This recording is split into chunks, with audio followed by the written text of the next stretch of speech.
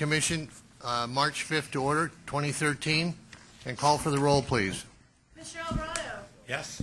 Commissioner Sami. Here. Commissioner Burke. Here. Commissioner Dunn. Here. Commissioner Art. Here. Commissioner Bromer. Commissioner Gardino. Present. Commissioner Inman. Here. Commissioner Tavoloni. Here. And Chair Gilmedi. Present. We're going to skip item number 1 for a second, and we're going to start with item number 2, resolutions of necessity. Stephen? Yes, Commissioners. Under eminent domain law, a property owner whose property is under consideration of condemnation has the right to appear before the Commission to question 3 and only 3 issues. 1, whether public interest and necessity require the proposed project. 2, whether the proposed project is planned and located in a manner that is most compatible with the greatest public good and least private injury. And 3, whether property to be condemned is necessary for a proposed project. The Commission neither determines the amount of compensation for the property rights to be acquired nor deals with any other issue than the 3 just stated. Government Code Section 7267.2 requires the Department to make an offer to purchase the property rights needed. The Department has made the required offer. Code of Civil Procedure Section 1245.240 specifies 8 affirmative votes for a Commission approval of a resolution of necessity. The resolution was first presented at the January meeting. The Commission deferred action to give the Department and the property owner more time to work on resolving issues. The overall project is a safety project where standard 8-foot wide paved shoulders will be added to a 2-lane state highway that currently has no shoulders, and left turn pockets will be added at 3 public road intersections. Mr. Caddy is requesting that the state add a left turn pocket at his private road, Caddy Lane. Mr. Caddy contends the project will be unsafe without a left turn pocket at this location. The Department has conducted traffic studies, done supplemental traffic assessments, done field observations, and noted no congestion or operational problems that would warrant a left turn pocket at Caddy Lane. California Constitution Article 16, Section 6 precludes the state from gifting public funds to private individuals. Constructing at state expense an unwarranted left turn pocket at a private road such as Caddy Lane that solely benefits a private property owner constitute a gift of public funds that the Department and the Commission cannot engage in. The Department, in keeping with the direction given by the Commission in January, proposed a solution to the property owner that would not violate constitutional prohibitions and would provide the property owner with an alternate means of access to his property. The Department proposes to restrict all left turn movements in and out of Caddy Lane and to extend the existing gravel access road to Azevedo Road, thereby allowing all left turn movements in and out of Caddy Lane to be accomplished through Azevedo Road.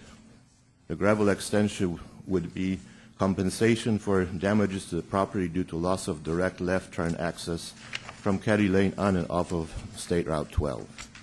Staff recommends that the Commission approve the resolution of necessity. The state is constitutionally precluded from providing at state expense an unwarranted left turn pocket onto private property. If the Commission desires, District 4 Director Bijan Sertipi is ready to present the Department's case, to be followed by the property owner or his representative. Bijan, would you give us an update on your discussions? Good morning, Mr. Chairs and Commissioners. If you're asking me to forego the presentation, I can do that and just go over some of the discussion that we've had with the property owner. Yes, please. As Stephen Maller mentioned, and at the request of the Commission, we had a number of meetings with Mr. Caddy, the property owner, and developed a number of ideas with respect to providing safe access to the property that also does not include use of public funds to a private driveway improvement. One of the alternatives that was mentioned by Stephen Maller was to actually restrict access left turn access into the property at Caddy Lane. Let me see if I can actually get a couple of these slides just for orientation purposes. As you recall, this project improves in 3 locations. Mr. Caddy's property is also shown in green. This is the entire property shown in green. The blue is the proposed right-of-way that we need for the improvements, and the green is the right-of-way acquisition for the project. The red is the temporary construction easement, and the orange is the public utility easement on the property. The Commission recommended in January for us to meet with the property owner, which we did, and I'm going to go through this to get. This is one of the options that we provided was to add a number of warning signs. This is Caddy Lane. This is a State Right 12. To provide 4 additional signs at this location for greater safety. Another alternative was to prohibit left turn at this location into the property and improve and extend the gravel road. The red part is an existing gravel road. The blue one would be the gravel road that would be extended. We'll have signs at this intersection where we do propose to have a left turn pocket to Azevedo, and then another sign to direct traffic into this gravel road. We would also propose to improve the gravel road all the way to the property where the commercial, the industrial work is being done. My understanding was that none of the options that were presented were acceptable to Mr. Caddy. Let me apologize for this. I'm trying to... beyond meeting with Mr. Caddy, we also talked to the county of Solano in the possibility of the county also taking over Caddy Lane as a public road so that we could later consider programming a project in the shop to provide improvement as appropriate. The county was receptive to that, although they do have to go through a process in order to do that. So we've had that discussion with the county. So there are 2 options that we could provide. One is the extension of the gravel road, and the other is to work with the county and to, if the county does take jurisdiction over Caddy Lane, then it does become a public road, and we can consider at that time an appropriate measure, which could include a left turn pocket into Caddy Lane to provide for additional safety at that location.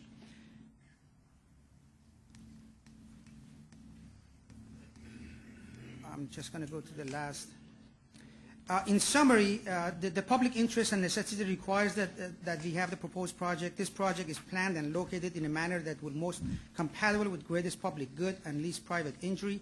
The property sought to be condemned is necessary for the proposed project, and an offer of just compensation has been made in accordance with Government Code Section 7267.2. That concludes my presentation. I'm available for any questions that you might have. Thank you. Does any commissioner have questions for Bijan? Commissioner Inman. I just have one clarification, and it's on the project information page dated March 15th. Under project planning and location, we speak as of target date in the future of January, so I think perhaps we need to update those. You've got some dates that are maybe leftover dates from when we heard this in January. Yes, we'll do that. Okay. Commissioner Burke. Mr. Chairman, is it possible for us to approve it contingent upon or authorizing you to go forward and continue your negotiations as it relates to those 2 alternatives? Well, Commissioner, if you approve the resolution of necessity, the department can proceed with the safety project that's currently at hand, and it will keep on negotiating with the property owner as to what the property owner's pleasure would be, either converting Caddy Lane to a public road or building the alternative access. And we can, in our approval, indicate that it's based upon the representation that you've made that you'll continue to negotiate and offer those alternatives? Well, I don't know how that condition would play out in court where the department has to go in and get possession of the right-of-way. The county would have to agree to that. So, any other questions? We have 3 speaker cards. The first speaker is Assemblymember Jim Frazier.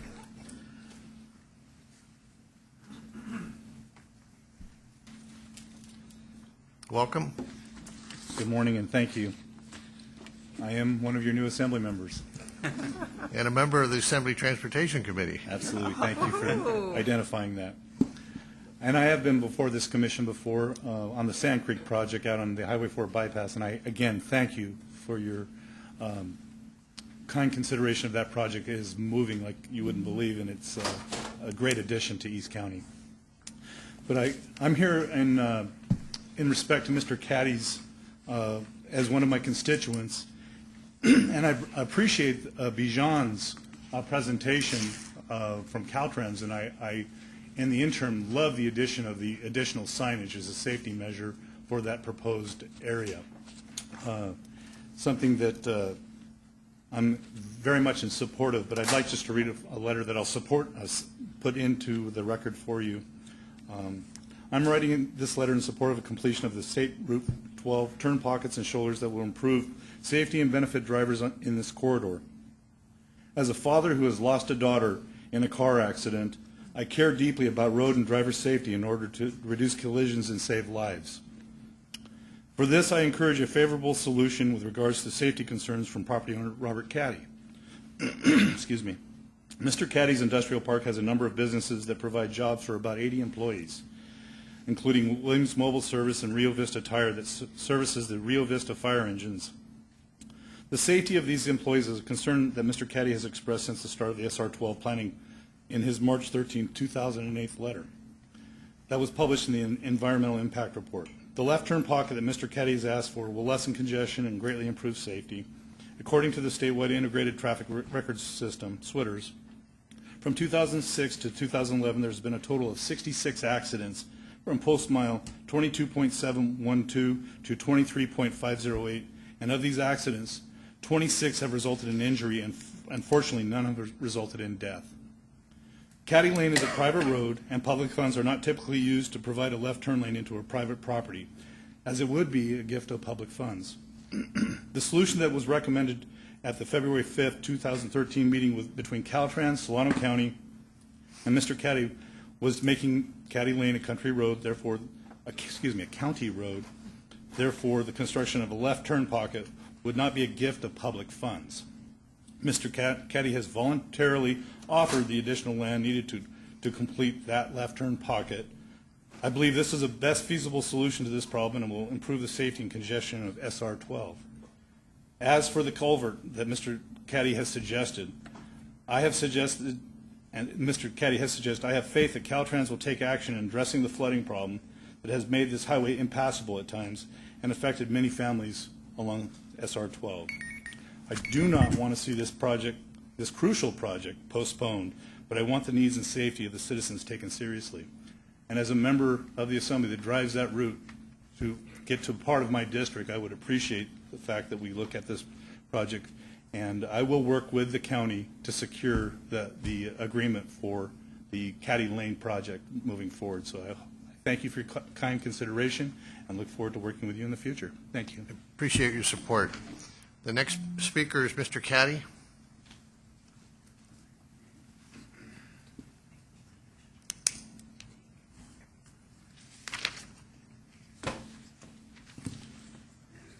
I'd like to thank the Commission for taking an opportunity or listening to my presentation to suggest improvements in design on State 12 between Azevedo Road and Liberty Island. My name is Robert Caddy. I'm the owner, and I'm the owner with my brother. At the CTC meeting in January, I suggested that we include a left turn pocket at Caddy Lane, also additional culverts or a culvert or expand the culvert that blocks the water that floods the highway and closes the highway. That the way originally designed, that would back the water up and also flood the house at the ranch and the septic tank and the well. The water coming through there goes through into Well Creek through the existing culvert, and when there's too much water to go through the culvert, it runs over the road and goes into the Well Creek anyway. The water goes exactly the same place. The only difference is it's going over the road. If a culvert was put at the low spot, then that would solve the problem, and it wouldn't take that large a culvert. The resolution of necessity was postponed at that meeting until March, and we were requested, I was, and Caltrans to get together and discuss options on how we could work this out, of which, in fact, we got together the following Monday. I got together with John from Caltrans, and we discussed several different options. One of them, as put on the board, was the additional road from Azevedo Road through the one part of the ranch, the total different parcel. I'm not sure whether it's half a mile, 3/4 of a mile, but there is a gravel road from the ranch house to the industrial park, the way we go in and out on Highway 12, because coming out of the, if you saw on the map there, the ranch, we pull on the Highway 12, and today there's so much traffic you can't get in and out of there, and it's unsafe. Now, that road was rejected by me, and the primary reason is that we as the owners can't afford to build a road, number one. Number two, that road crosses two big natural gas lines, of which would have to be major easements, and these are 14-inch 1,000 PSI lines that run through there. The other would be an easement through the Western Power Authority power line that we would have to go by, but it would be impossible to do that unless you built a tremendous road, because one of our tenants is McPherson Crane and Rigging, and they have 200-ton cranes. They do a lot of the work on the wind turbines and power out there. These are very large cranes, and it would take an awful big road to handle that.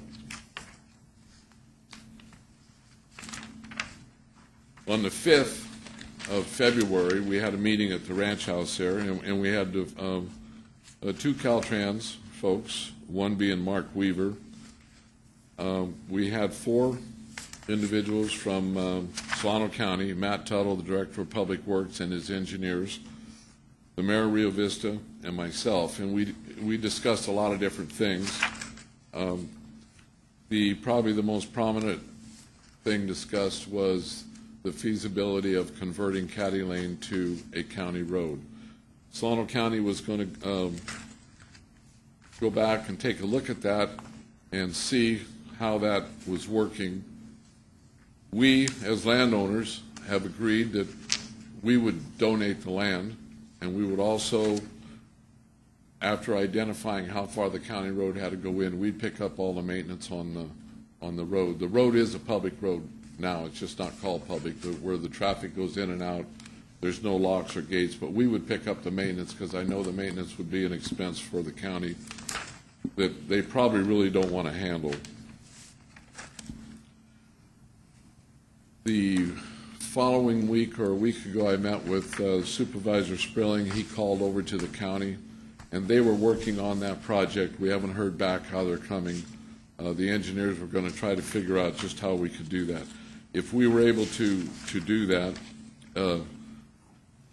it would certainly solve a lot of problems. The idea of a right-hand turn out of the park, or a right-hand turn in it, would restrict a lot of our traffic, a lot of our customers, and a lot of our tenants, and it would have an effect on our business and or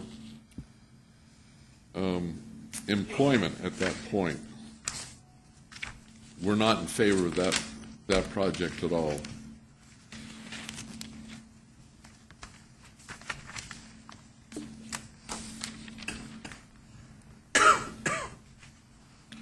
I understand what the rules and regulations are of public funds being spent on private property. that is not really our goal, is to get the public to pay for it. But Caltrans offered us a proposal that if we wanted to pay $300,000, and it would be open-ended, to put a left turn lane in, that they would consider that. We're not able to put up $300,000 to put a left turn pocket in.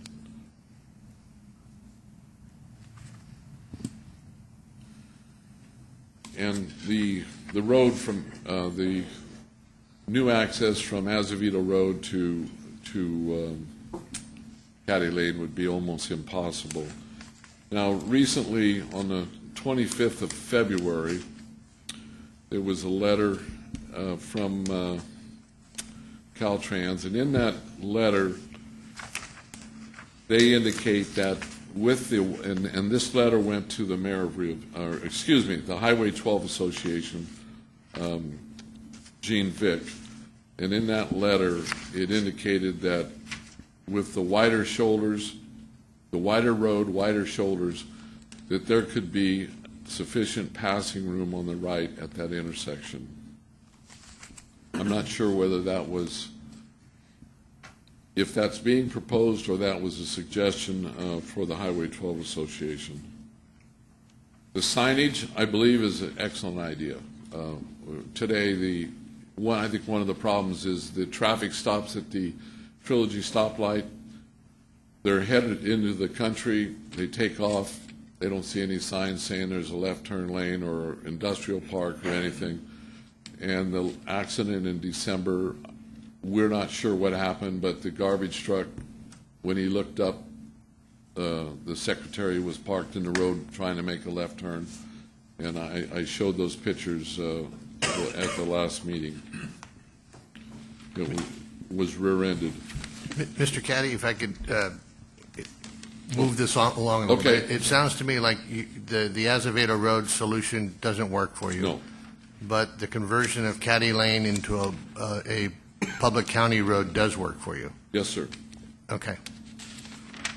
Okay, then I'll just skip all the rest of that. And I want it known that it is not our goal to stop this project.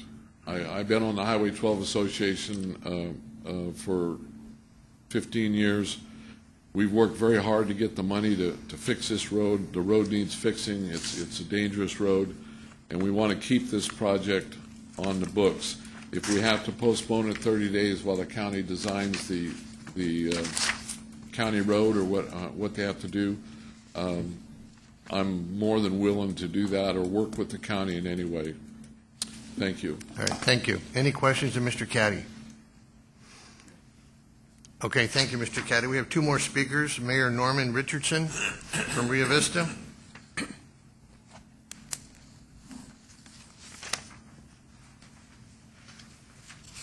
Welcome, Mayor. Thank you. Thank you very much. I also want to state how important this project is to Rio Vista and to our safety, and we want it to go forward as well. But there are one or two things that we would like to see sort of corrected. The major one, of course, is the left turn into Caddy Lane, into the industrial park. So even though that's in the county, it's not in the city. The city is directly across the highway from there. That is important because a lot of our residents have businesses in there and work there, so we want them to be able to come get in safely. And I live in a project called Trilogy, and we're just down from there, and sometimes when they're waiting for the big trucks to turn left, it backs the traffic up all the way to our entrance to Highway 12. So that's the situation with that. But I have another and across the highway from that is a ranch, Brand Ranch, which, as you saw on there, is going to be part of the right-of-way, and that's taking out one section of their final map. They have an approved final map, and we would like the circulation pattern changed and that become a full intersection when they go to develop that. Another concern is the water issue. We're a community of over 55, and we have a lot of frequent trips are taken to the hospital, and if 12 is closed for any period of time, and it would be a small period of time, that's an impact on us. The other is I read in the report that you have from Caltrans, and I hope I didn't misread it, that they don't really want the water to flow into a wetland. Across the highway, there is a wetland called Watson Hollow. It's a protected wetland. The source of water for that wetland flows through the Caddy Ranch.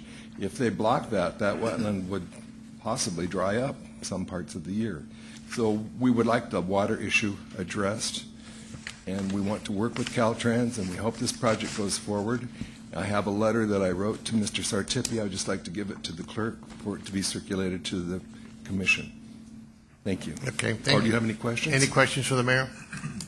Thank you very much. The last speaker we have are Darrell Halls, Solano Transportation Authority. Darrell? Thank you, Mr. Chair, member of the commission. I'm the executive director of the Solano Transportation Authority.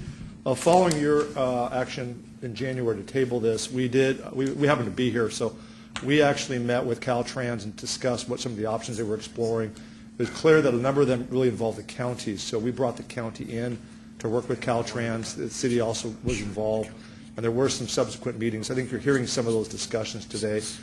We did bring this to our board in February. We invited Mr. Caddy to attend, also Caltrans, so our elected officials looked at the issue. They're unanimous. They want the project to move forward. It's a very critical safety project. It's been in play for over 10 years. It's the last of about 3 or 4 projects between Suisun City and Rio Vista, and it's a very straightforward, some widening, definitely has a benefit. Mr. Caddy's raising some legitimate concerns, and I think what we've done now is we've brought the parties together that need to sit down to resolve some of these issues. We're also hearing from the city. They have additional issues that need to be resolved. I think Mr. Gometti is aware of it. We've been working for about 2 years with San Joaquin County, with 3 Caltrans districts and MTC. We're doing a major investment study of Highway 12. The whole corridor has a number of these kinds of issues that need to be addressed. We should be wrapping that up fairly shortly. We're just getting kind of final comments.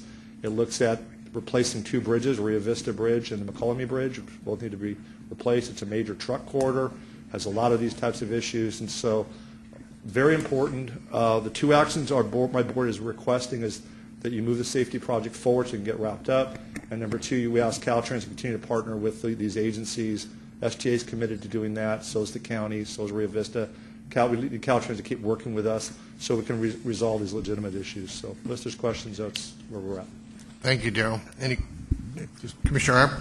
So would moving staff recommendation still enable Caltrans and the owner to move forward on the one option that was still in play, right? Yeah, I think they're well on their way on that. Yeah. Yes. Assemblyman Frazier wants to take an active role, Supervisor Yes. Sparing is taking an active role. So I congratulate all of you for getting together and coming up with a solution that seems to make everybody happy. And by the way, SR 12 would make a great P3. I've heard that. I would, Mr. Chair, I would move staff recommendation. I'll second. Any further questions? All those in favor? Aye. Opposed? Motion passes. Thank you very much for all your effort, all of you. At this time, we're going to adjourn into a closed session. Unfortunately, you'll have to leave the room for a little bit, but I don't suspect it'll be much longer than 15 minutes. Commissioner Inman. Here. Commissioner Tavoloni. Here. Chair Gilmetti. Here. Thank you for your indulgence. We had a closed session, and I know the word's been getting around. Our retired executive director, Bimla Reinhardt, passed away early this morning. One of her final recommendations was to have Andre appointed as her replacement, and I'll entertain a motion. So moved. Second. All those in favor? Aye. Opposed? Motion passes.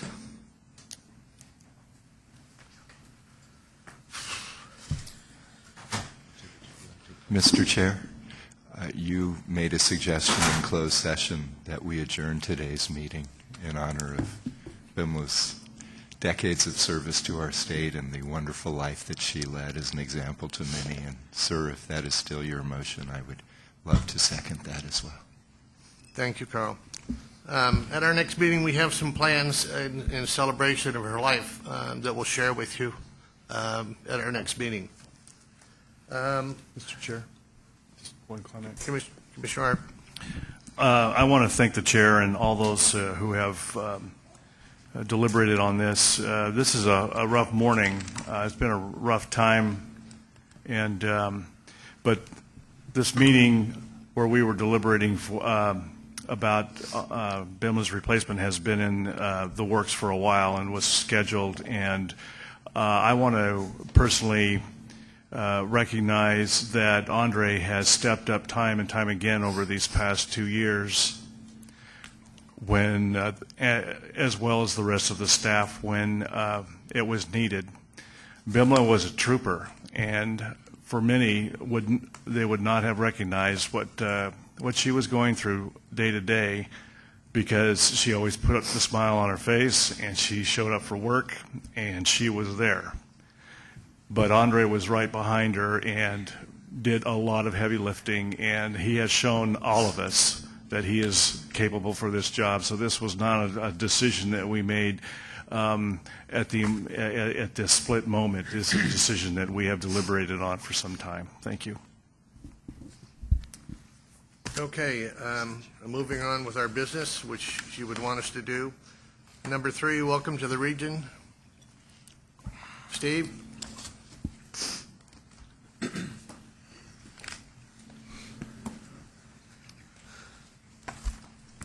Mr.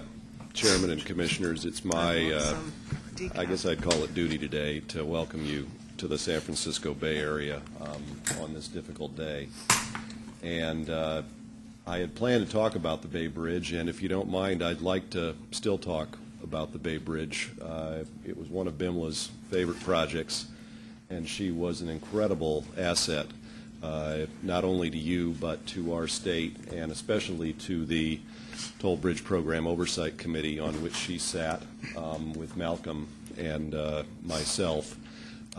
So maybe just to tell you a little bit about where we are and how we hope to open the bridge to traffic later on this year. The major activity that we got complete last year, the milestone we finished, was transferring the load from the false work underneath the bridge. I know many of you have been out there to see it, to the cable and suspension system, and that was accomplished last fall. What we're doing now is really a lot of touch-up work, you might say. It's painting, it's electrical, it's that kind of thing. You'll see on the slide the painting operation that's going on with the main cable. Quite a bit of it is complete now. The drought hasn't been good for the farmers, but it's been good for the painters. And you'll see the tenting that the contractor is using in case of bad weather. And so they paint inside the tent and then move the tent along. And that has proceeded well. We're also painting the suspenders that hang from the cable to the deck, and you can see that operation here. There's actually a little gizmo that they've designed that runs up and down those suspenders when conditions permit, and sometimes they will also tent the suspender cables inside those enclosures to keep the place dry. We are also completing work on the bicycle pedestrian path. That is completing it out to Suspension Bridge, because until we do some follow-up work, we can't get it all the way out to the island, and that'll take a couple of years. We've actually got a little S-curve on the bike path, for those of you who aren't familiar, because you can see the cable coming down into the deck. And because the cable anchors in the deck there, we needed quite a bit of room to anchor the cable. Those of you familiar with the Golden Gate Bridge know that folks ride their bikes around towers, so it's not as if this is an insurmountable obstacle. But it is something that folks will need to be aware of when they use the facility. You've probably also seen quite a bit of lighting sprouting on the Skyway portion of the bridge. These are the road lights, which, of course, since this is the Bay Bridge, are different from every other road light you've ever seen. You'll notice that they're only on the inside of the decks, and they actually light the decks from behind the motorists. So a lot of the glare that you see on a typical roadway or bridge, you will not see on this structure. I think it'll be quite striking when we open it up. As you know, the Suspension Bridge and the Skyway need to connect on both ends of the project to dry land, and here at the Yerba Buena Island transition, the work has been especially difficult because it's in such close quarters. On the right there is the detour structure that we built that will be demolished starting the day after we open the bridge. And on the left are the transition structures, and again, this is where the bridge transitions from a side-by-side structure as it is all the way from the Oakland shore to the double-deck structure that has to go into the tunnel because the tunnel hasn't changed and the west span hasn't changed, and it's a double-deck configuration there. The Oakland touchdown is proceeding very well. It's a fairly straightforward meat and potatoes kind of project, and we really haven't encountered any significant problems there. We'll be doing quite a bit of work over the Labor Day weekend in advance of it when the bridge is closed to tie in the facilities at both the Oakland shore and at Yerba Buena Island. The false work removal has made the papers, and I wanted to mention it to you. The false work, as you can see underneath the bridge, for many years was supporting the bridge itself. Now that the bridge is supporting itself, the false work can go, and the contractor is removing it. And as you might imagine, the removal operation is quite a bit more difficult than the erection operation because when the false work was put into place, there was no bridge on top of it. Now there's a bridge on top of it, in fact, right on top of it, only a couple of feet away. And so the contractor has to come at that false work from both sides with two cranes, and it's a very difficult operation. The cranes come in and put a basket essentially underneath a piece of false work that's been cut, and then that is lowered down into a barge. As you know from following the papers, a few weeks ago, one of those operations resulted in a failure where the crane collapsed and the piece of false work that was being removed fell from a height of about 100 feet down onto the barge and fell with such force that the surface of the barge was punctured in several places, had to be pumped out to keep it afloat and get it back to Pier 7 in Oakland. And obviously, this is a very serious accident. We were very fortunate that no one was hurt. But in the meantime, the false work removal has been suspended. There are regulatory agencies like OSHA conducting investigations, and I think the contractor is also looking at alternative means of getting this false work down, probably involving removing smaller sections of the false work at a time instead of such large sections, which had the effect in this case of getting off the center of gravity that they were expecting, and which is what caused the failure with the crane. You may remember that big, tall left coast lifter that is here in the pier, and the reason it's not being used is it's frankly too big to get underneath the bridge deck and make this work. So that's why this is such a difficult operation for the contractor to complete. I did want to talk about this subject for a second, if I could. This being the Bay Area, we found something else to squabble about this bridge before we open it, and that's what kind of party we ought to have. And the Chronicle weighed in about it over the weekend and said something that I wanted to meditate on just for a second, because they talked about the bridge being a source of regional pride and of regional embarrassment. And I think there is some truth to that. And I think there are perhaps quite a few players in this drama that do have some reason to be embarrassed by their behavior, and I'll let history decide who that is. But I did want to say, and I wanted to say publicly in front of you, and that I think there are two agencies at least that have nothing to be ashamed of in building this bridge, and that's yours and mine. There's no secret that in the early days of this project there was a lot of cost growth, a lot of controversy.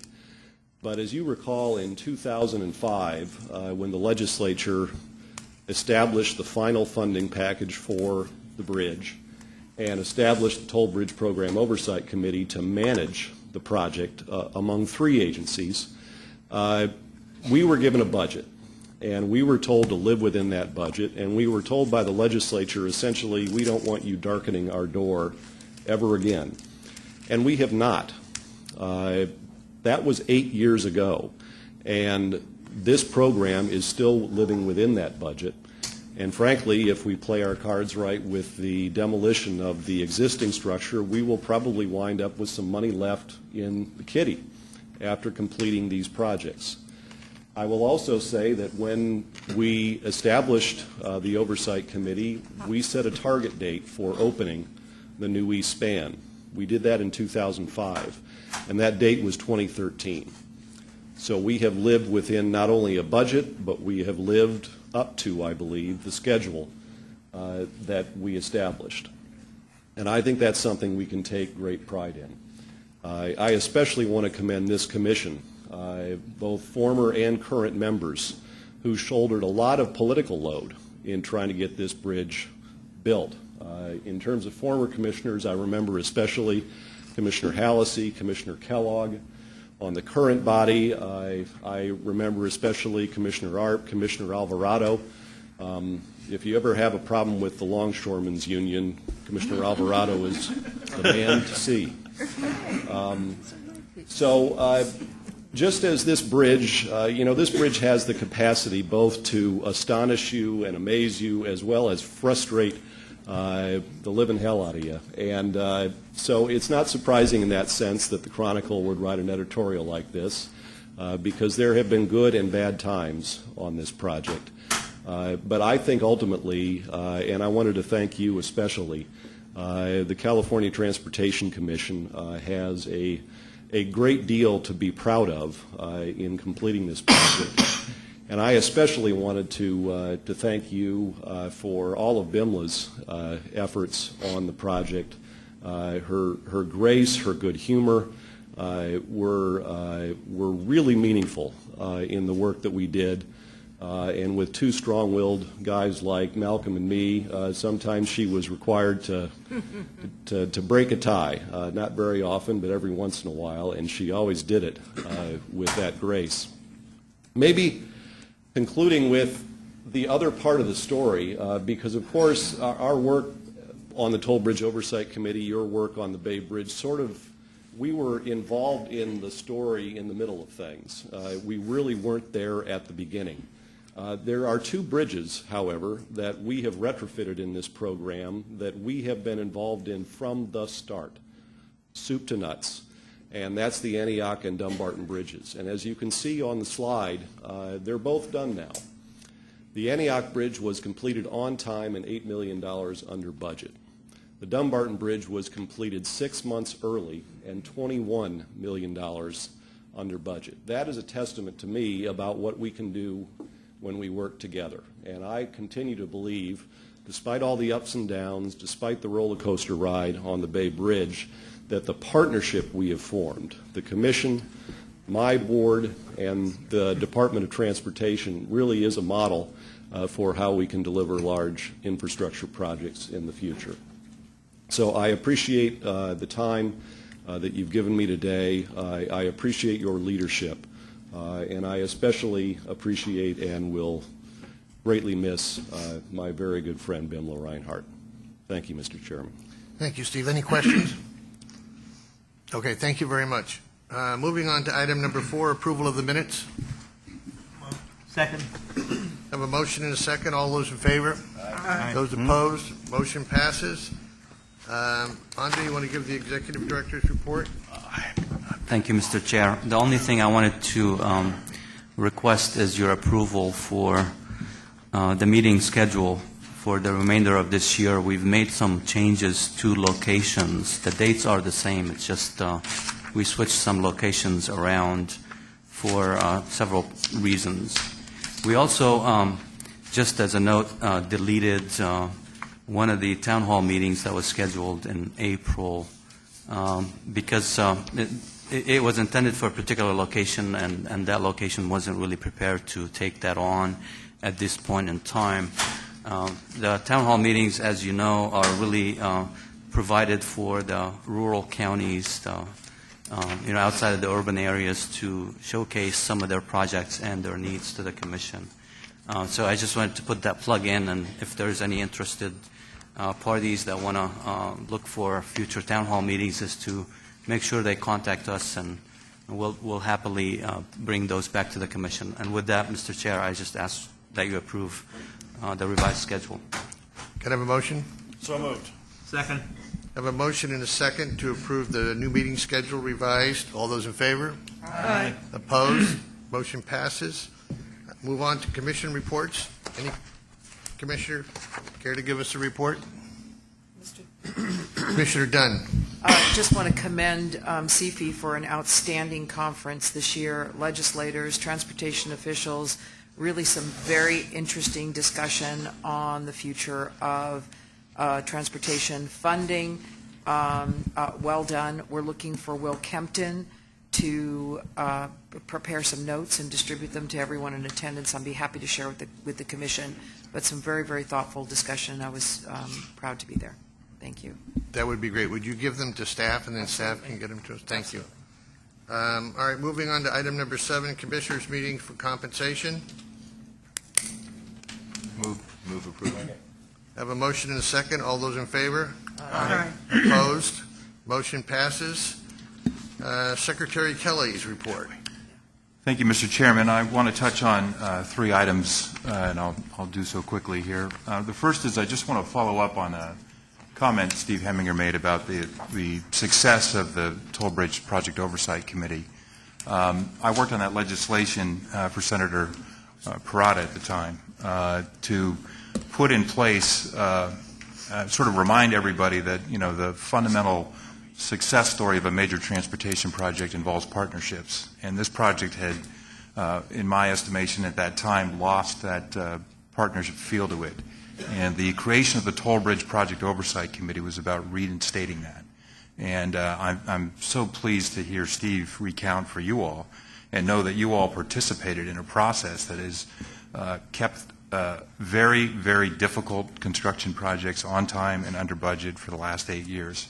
And I also want to share with you that that model is a model that's being adopted and was adopted by the legislature last year with the passage of SB 1029 to apply the same kind of partnership review and report to the legislature for early warning problems on risk or other project challenges with respect to the high-speed rail project. And so the legislature identified the success of that model, and they're applying it to one of the next biggest projects on the horizon in California. So I just want to echo Steve's comments and also acknowledge the work of the Commission and certainly BIMLA and Malcolm and Steve. So thank you.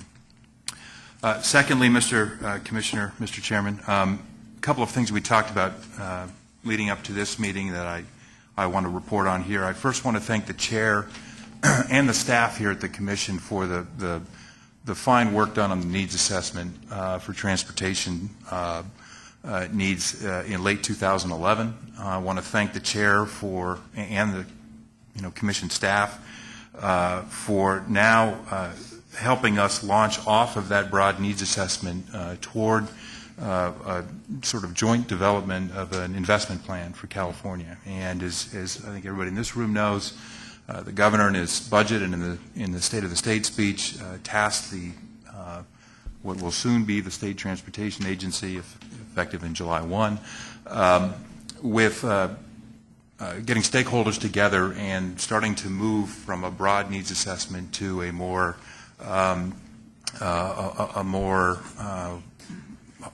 finely crafted investment plan, including priorities for the state of California over the next 10 years, a look at who will be responsible for what, the kind of performance objectives we want out of our transportation system, and that's work that we are working on now to form those committees, that work group. I look forward to working hand in glove with the Commission and your staff on that. As we work through that process, I would like to appear before this Commission and update you on where we are and just continue to work as partners as we develop that plan. The schedule tentatively now is to start work group conversations at the end of March, early April, and work through the next several months in the hope that we can put together an investment plan that we can recommend to the governor for action, and that can inform his budget process for January of next year. So that's sort of the report on where that is, and as we talked about, I very much look forward to working with you all on that process. The third item that I want to touch on, and really it's a part of that investment plan conversation, and that is just to inform you all on work that's going on in Sacramento with respect to cap and trade revenues. While it's hard to sit here and identify exactly, how much will materialize through that program and at what time, you should know that pursuant to legislation passed last year, there is work going on in Sacramento involving my agency, California Environmental Protection Agency, California Air Resources Board, and the Department of Finance, where they have just concluded 3 workshops where we took testimony on an investment plan for those monies. Again, that investment plan is required by statute. It is due back to the legislature in the May revised process of the governor's budget process. So I think you'll see a draft plan in April and a final plan in May. There's no shortage of needs for where cap and trade money can go. My observation and the testimony that I've provided in those panels have made the point that greenhouse gas emissions in California, about 40% of them have been subscribed to the transportation sector. And so we make the point that about 40% of the revenue should be used for transportation-related investments. These are investments that should achieve greenhouse gas reductions. But even in that area, we think in places like rail modernization, active transportation funding, and even fix-it-first approaches, that there's plenty of area in the transportation sector to invest those dollars. So that process is also going on. We're participating in that. I want to thank Commissioner Arp, who in another capacity worked with several folks to make sure that the transportation perspective was shared at those work groups, and I look forward to updating you as that process goes on. Thank you. Any questions of the Secretary? Brian, I'd like to thank you and Steve for your kind comments about the oversight, our role in the Oversight Committee, and BIMLA's hard work. We also had 2 other valuable staff members, Stephen Maller and Dina Noel, who worked very hard and diligently on working with Caltrans and MTC. So thank you guys for your hard effort. Secondly, I look forward to your meeting reports to us back on what I call phase 2 of the needs assessment. So we look forward to those reports. Any other questions of the Secretary? Thank you. Moving on to the next item is a report by Caltrans Director Malcolm.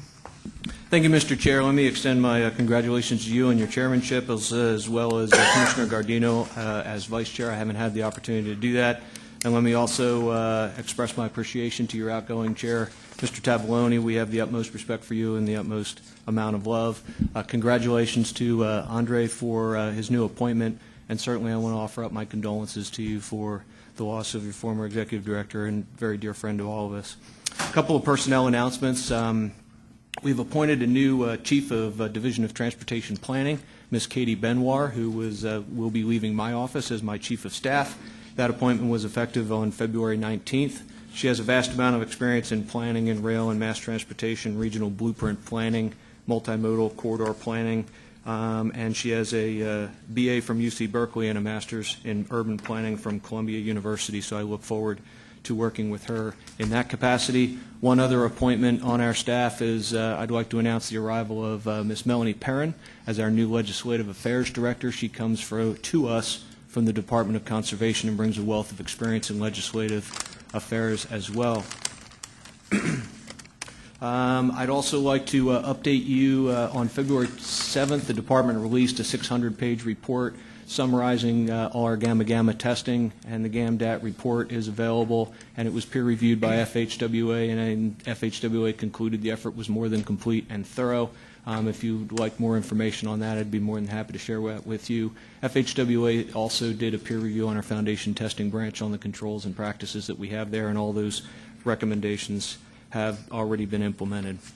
Regarding sequestration cuts that went into effect on March 1st, and that's certainly well publicized about the automatic spending cuts to the tune of $85 billion. The good news is that highway funds, which come to the federal trust fund, are exempt from that sequestration. I will defer to Vince Mamano to expand on that subject and also touch on what implications it may have on federal transit funds. Our construction program continues to ramp up towards this summer. We expect it to peak out. As of yesterday, we had 654 contracts construction contracts underway, valued at $12.6 billion, which is a high watermark. This has been highlighted over the last couple of months by several groundbreakings as well as ribbon cuttings that exemplify the importance of these projects. To name a few, we broke ground on a 99 widening project over the San Joaquin River between Fresno and Madera County, which is a $68 million project funded by 99 bond Prop 1B. We also broke ground on the South Stockton 6-lane project, which is another 99 bond project, which also partnered with the San Joaquin County COG and their local measure money on February 20th, and that's a $200+ million project. Broke ground on the 5th of a series of 5 projects in Contra Costa County on State Route 4, and coupled with 2 projects to extend EBART is a more than $1 billion investment in that corridor, which will be a vast improvement. And also at the end of the month in February, we cut the ribbon on an expansion on State Route 91 in Orange County, both west and eastbound, which was a $52 million project, which included $22 million of Prop 1B. Upcoming, we anticipate a ribbon cutting on Devil's Slide project on March 25th, and we will certainly have more information to come on that. A couple of other recognitions. The department was recognized by the Design Build Institute of America as the 2013 Transportation Owner of the Year, and that award will be distributed to Caltrans in March. And also Project Finance magazine recognized the Presidio Parkway project as their P3 project of the year.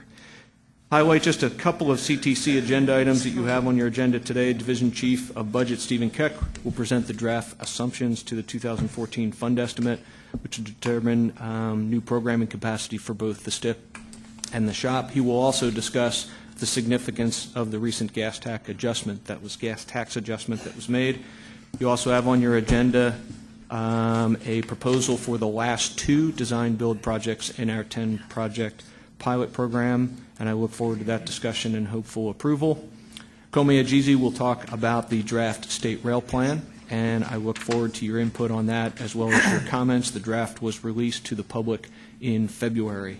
And there also is an item on your agenda for the State Route 99 bond program and the prudent reserve, so we can move forward and get as many projects out to construction as quick as possible. One last item that is high on the department's radar is Buy America provisions in MAP 21. We are certainly paying very close attention to this. I've had discussions with the Federal Highway Administration here in California as well as Washington, D.C., and we are trying to capture all the potential impacts and implications, both schedule and cost, on several different projects and work with them to try to avoid and or address those. Certainly nobody is opposed to Buy America provisions, but we want to make sure that we are moving forward prudently. The biggest impact may be with the application to utility companies, so that is certainly something we are working on very diligently to minimize any impacts and also recognize what decisions we made and when MAP 21 went into effect. And with that, I will conclude my comments and be more than happy to answer any questions. Thank you for that thorough report, Malcolm. Any questions for Malcolm? Okay, thank you again. Moving on to our next report, U.S. Department of Transportation, Vince Mamano. Good morning. What Malcolm said. Thank you. Wait, question. Question. Yes. What's with the fancy shoe? Well, I may have broken my ankle snowboarding. It's possible. And everybody asks me how, so I tell them. You know, on the snowboard, you go on those terrain parks, and they have the half pipe, and then they got those grinding rails, and then right at the end, there's that real steep jump at the end. Well, you got to get off the lift before you even get to that. So I actually may have saved myself by breaking my ankle getting off the lift, because if I had tried to go down the park, I'd have broke my neck. So. Could you tell me your age, please? My age is just a little younger than yours. Are you wearing a helmet? I was wearing a helmet, although some people might question that based on the comments I've made since. See, Vince, your foot would have been safe if it was in your mouth like it usually is. I know. Tell me about it. I'm not going to disagree. Love you, brother.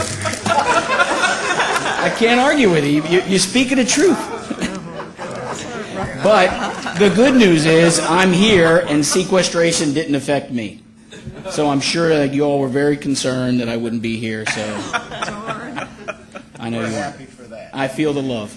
It feels a lot like a gas bubble. All right, so sequestration hit.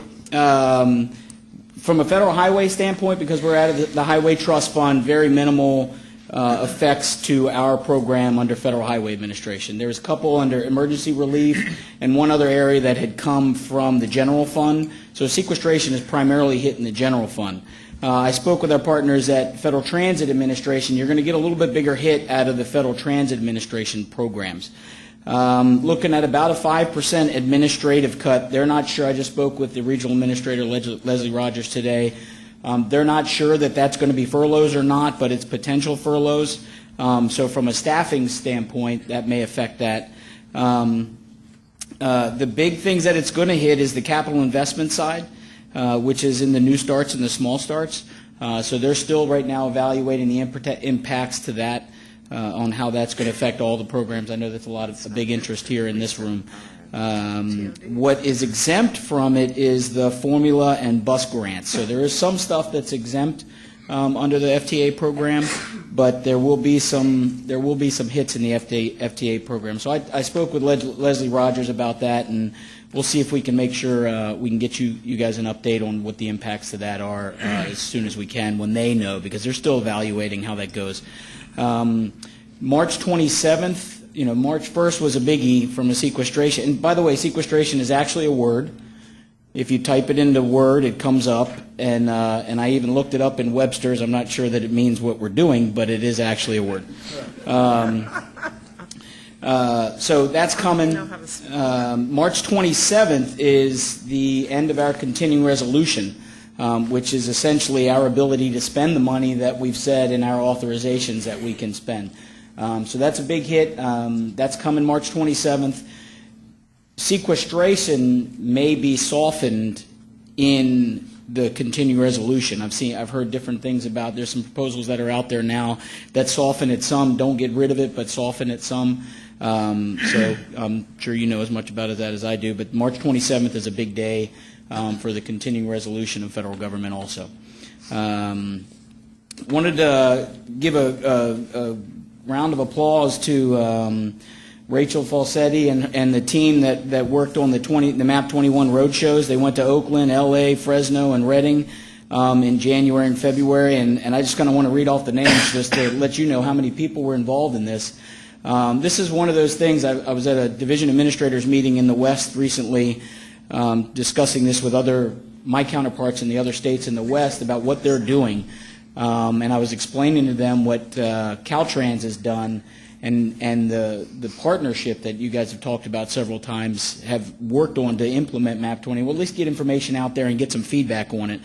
But the people who were presenting there were Rachel Falsetti, Donna Berry, Dara Wheeler, Brian Travis, Denix Ambia, Peter Spalding, Terry Abbott, James Anderson, Jim DeLuca, and I'm sure there were some people that I missed. So there's a lot of people that did a lot of work to just outreach, and some of it was, we're going to go out and talk to you. We don't even know all the impacts yet, but we're going to let you know that we don't know all the impacts yet, but just to kind of keep the flow of information going. So that was a fantastic thing, and hopefully we'll build off of that some more as we develop our performance measures, which will be coming soon. Inactive obligations, we've moved your cheese again. Inactive obligations was, if you remember a couple years ago, we did a big push on that. Caltrans and the locals did a fantastic job of trying to get our inactive obligation. Inactive obligations is a project that has money on it that hasn't had any money spent on it over a year, so that's money sitting on a book somewhere that could be used somewhere else. So there was a big push on that. We've moved the cheese because, we do that to you. It went from a Tier 1, which was anything over $500,000 on a project that was unexpended for 12 months, and then it was $50,000 to $500,000 for 24 months, and $50,000 unexpended down to zero in 36 months. It's been moved now to anything over $200,000 in 12 months, $50,000 to $200,000 in 18 months, and then under $50,000 for 36 months. But we're still looking to evaluate these things on a 12-month basis.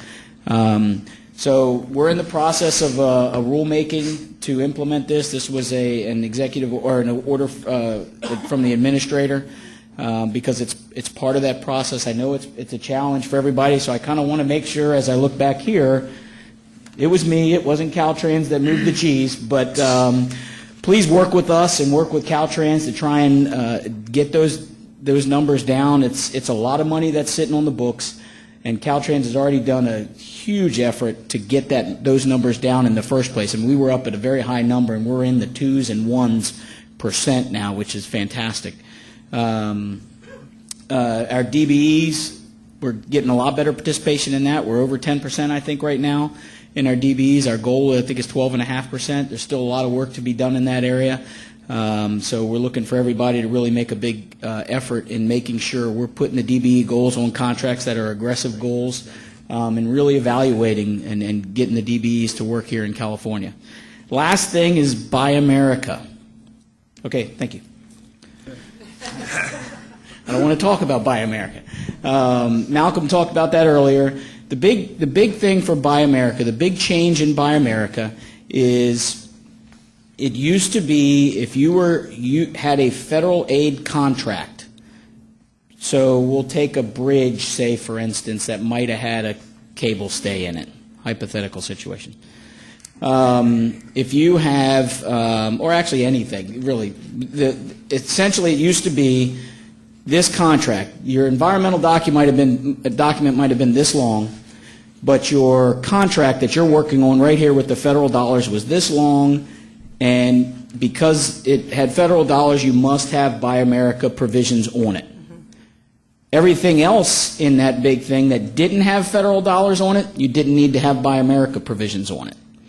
Now the law has changed to say you've defined this project, these limits, in your NEPA document. So if you are using federal funds on any part and at any phase, so if you used your federal dollars for your NEPA document, or you use federal dollars for design in this full length, for any little piece of it, everything between these limits must have Buy America in it. The big challenge that Malcolm's discussed earlier is utilities, because typically most states, there are some states that by law the state cannot reimburse the state cannot reimburse the utilities for the relocation. In those situations, they're exempt from Buy America because it's only things that are eligible for federal dollars. And if a state says it's not eligible, then it's not eligible for us either. But because here in California and most states it is eligible for reimbursement, then utilities are also included in the Buy America. Now, in the past you usually use your state dollars for utilities, and there's a big challenge on the utilities being able to identify where they're getting their materials, and I think that's a big challenge, and I think that's something that Malcolm's been discussing, like he said, with our administration and at the leadership level with AASHTO. But that's kind of the big thing with that. So at post-October 1, if you've got a NEPA project, just because you have a NEPA document doesn't mean there's federal dollars on it, because you might use state funds for NEPA. But if you are going to use federal dollars for anything from this limit to that limit as defined in your NEPA document, then everything is required to have Buy America provisions in it. So if you're going to come back later, you don't have any federal dollars, and we're just going to keep going, and then 2 years down the line, you're going to build that last little part and you want to use federal dollars, I'm going to ask you, go back to October 1 and tell me all those contracts you used from there to here, and did you have Buy America provisions in it? So That's for steel, basically. correct. Steel. It's not Buy America, it's Right. Buy American. Backwards. I had that backwards. It is Buy America. It's not Buy American. So it's steel. We're talking about steel products. Not exclusively steel. Yeah, Not exclusively. There's other things in it too. But primarily. Are they tightening up the requirements? Because there was a big procurement last year in L.A. We have some dollars on it, and there's some content requirements. This is for Rolling Star. Okay, they ended up giving it to a Japanese company. Did most of the work out of the country when there were competitors who were based in California. Now, there's another issue there with no local preference. Right. But are they trying to work around that? Because, I mean, for American jobs, the public works dollars are that's a really good multiplier for jobs. And there's a lot that's going into this. This came in the law, so I'm implementing it. So I'm going to, every once in a while, look over to Malcolm to jump in at any point in time to figure out what he's trying to do from his side. But there's a lot that's going into this. So you're looking at all of DOT. You're looking at rail. You're looking at transit. And we're trying to get on the same page to make sure all the agencies under the Department of Transportation are speaking off. So all these decisions are actually, the final decisions are being made or coordinated through our Office of the Secretary to make sure we're all on the same page. Mr. Chair. Vince, and to Malcolm, we have some dollars out there that have expiration dates on them, so can you look first and put those on the top of your priority list to make sure that we're in compliance with those, because that would cause us some big issues. And I'm hearing some rumors that we might have a couple. Certainly, we'll look at that. The big change and the challenge for us is on the utility side, because the utility companies have not positioned themselves to have to act in this fashion. And I don't think anybody's arguing against Buy America, but the utility companies aren't prepared to do that. They have a significant amount of inventory, and there may be cost implications. So now that we find ourselves in a position where we're implementing this, they're not prepared, and there may be some impacts from a cost standpoint and a schedule standpoint, and we will definitely be mindful of which projects are critical path as far as funding availability. Thank you. And this is happening as we speak. The interpretations are happening as we speak. There's a lot of discussion going on this everywhere. So I wouldn't even be surprised if we see more information on this daily. Okay. All right. Any other questions? Any other questions? Vince? Thank you very much. Thank you. Appreciate it. Our next report, number 11, report by regional agencies moderator. Will? Thank you, Mr. Chair, members of the Commission. Will Ritter with the San Joaquin Council of Governments on behalf of the Regional Transportation Planning Agencies. The Regional Transportation Planning Agencies met yesterday with staff from Caltrans, the Commission, and FHWA to discuss several items of current significance, including the State Transportation Improvement Program, the California Local Streets and Roads Needs Assessment, MAP 21, and the federal project delivery. With respect to the California Local Streets and Roads Needs Assessment, the draft plan was presented to the group by the consultant team that has been working on that study. This is an effort that this cycle is being co-funded by the region, so it does have significance to us. It has an expanded scope to consider areas like complete streets and local bridges that increase the cost of the local system. It's also been expanded to identify best practices and technologies and practices to minimize long-term costs, as well as presents the implications of various funding alternatives. This is an area of the transportation system that the regions want to highlight as part of the overall state needs assessment and statewide funding, as we've discussed previously.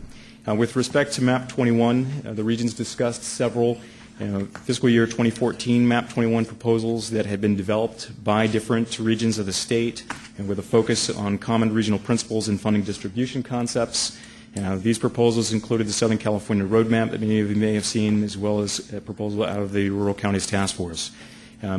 MAP 21 continues to be an area of priority for the regions, I think is understood, from both a funding and a project delivery policy standpoint. While the final federal rulemaking is still forthcoming, parts of the new legislation that have been highlighted here, including the new Buy America requirements, or expanded Buy America requirements, have actually made federal project delivery more challenging. And so it's something that we do want to be engaged in that discussion to help improve the project delivery processes we all can appreciate.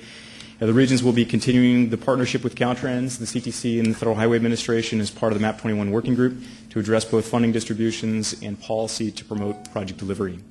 The regions are also participating in kind of a partnership with Caltrans, CTC staff, and with Federal Highway Administration in federal kind of streamlining activities. There's a specific work group that's been targeted to looking at how we can strategically fund projects with the focus of consolidating federal funds on fewer projects and typically larger projects to ensure that we're getting the best efficiency out of the federal funds we have, but to continue to deliver the overall kind of project group with other funds that would be going to transportation. We're looking at a workshop in April to discuss these strategies with all the regions, and hope that is going to be kind of a continuation of our effective partnership to utilizing the limited resources we have for the greatest value to us. And then finally, the regions had planned to present BIMLA with a recognition of her service under the current circumstances. We'll work with your staff to find the time as appropriate with that. But I think on behalf of all of us, she will be greatly missed. Thank you. Thank you, Will. Any questions of Will? Okay. Thank you again. For sake of timing, we have to take some items out of order. I think we're going to jump to item 68. Stephen? Yes, Commissioners. We're going to jump to items 68, 69, 70, and 106. Item 68 is the prudent reserve. The department has, per your direction, looked at the prudent reserve, sharpened its pencils, and they're proposing to reduce the prudent reserve from $67.5 million to $25 million. This allows the programming of additional projects. Item 69 is the addition of the Atwater Merced Expressway Phase 2 project and the Elk Grove Boulevard Interchange project into the program. Item 70 is the baseline agreement for those two projects, and item 106 is the allocation for those two projects. Staff recommends that the Commission approve the 4 items. Excuse me. We have some requests to speak before you guys jump all over it. I hope these are brief presentations. We'll start with a council member from Modesto, Stephanie Burnside.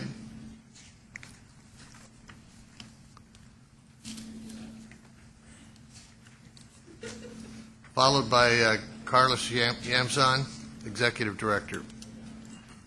Good morning. I'll make this brief. I'm here before you, one, to encourage. It sounded like it was already going to go. I don't even really need to talk on this subject. You don't have to say much then. I don't, huh? Well, my deepest condolences on the loss of Ms. Reinhardt.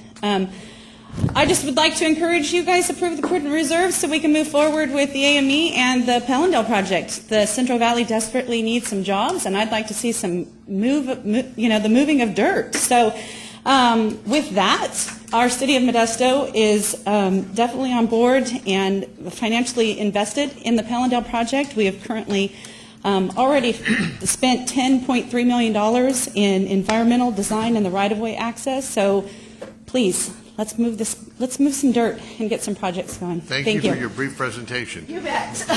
Carlos?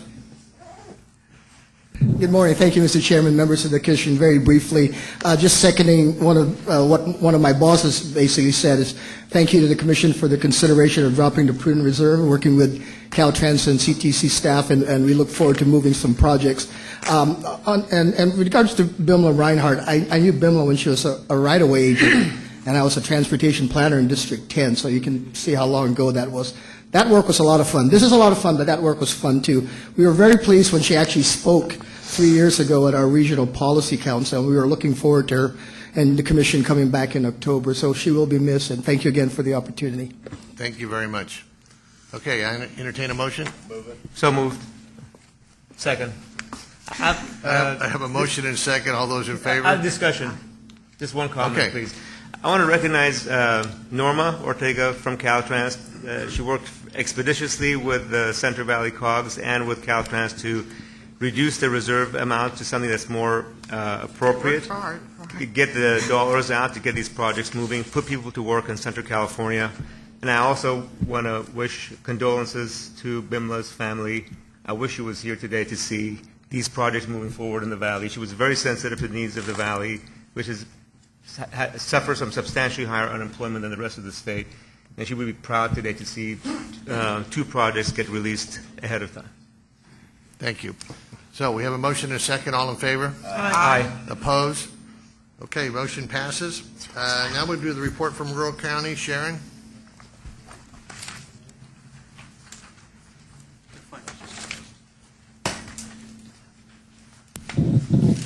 Good morning, Commissioners. I'd like to express my condolences on the passing of Bimla, both personally and professionally. One of my last memories of her, she came up to a ribbon cutting we had in El Dorado County, and everyone from my administrative assistant to many of our commissioners asked me later on, who was she? And she was so kind and generous and a commensurate lady, and we will definitely miss her. We held our Rural Counties Task Force on January 18th. One of the main topics of conversation was the implementation of MAP 21. In attendance was Erica Martinez, Janet Dawson, and Aaron Riches from legislative staff. They went over their proposal. We have some concerns about that. I'll talk about that a little bit later. The other 2 areas, one was discussed earlier this morning, the Buy America, and the ADA implementation and the inspections that are going on with the projects that are out in the field now. We want to make sure that our engineering staff and our cities and counties are aware that that's going on, and particularly in the rural areas of the state. On Thursday, we had a call with the Rural Counties Task Force as well as the North State Super Region. One of the things we're working with the RTPA group trying to gain consensus statewide, and I'd like to compliment Will Ritter on the work that he's done in getting that group together. We are basically in consensus in most of the aspects of the implementation for 2014.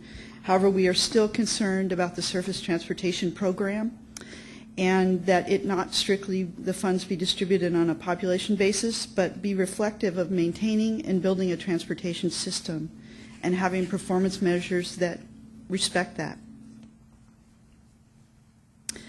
Our next meeting for the Rural Counties Task Force will be on March 15th. We have some joint studies that we're considering doing as a group. And one of the other things that we would like to say to you is that I'll commit to you that we'll get a town hall meeting in one of the rural counties in the upcoming year, because we'd really like to share some of our issues with you and hear from you as well. And lastly, to thank Caltrans for including us on the Freight Committee working group. We look forward to that and how important the ag to market and those kind of things are to the rural counties in the state. Thank you. Thank you, Sharon. Any questions of Sharon? Thank you very much. Our next report's on self-help counties. Andy? Keith, you don't look like Andy. Which is a good thing. I don't know what to say about that. I'm pleased to be here today, and I'm going to say the self-help counties is going to recognize BIMLA later. I'm just going to say that I'm going to miss my friend. And we'll leave it at that.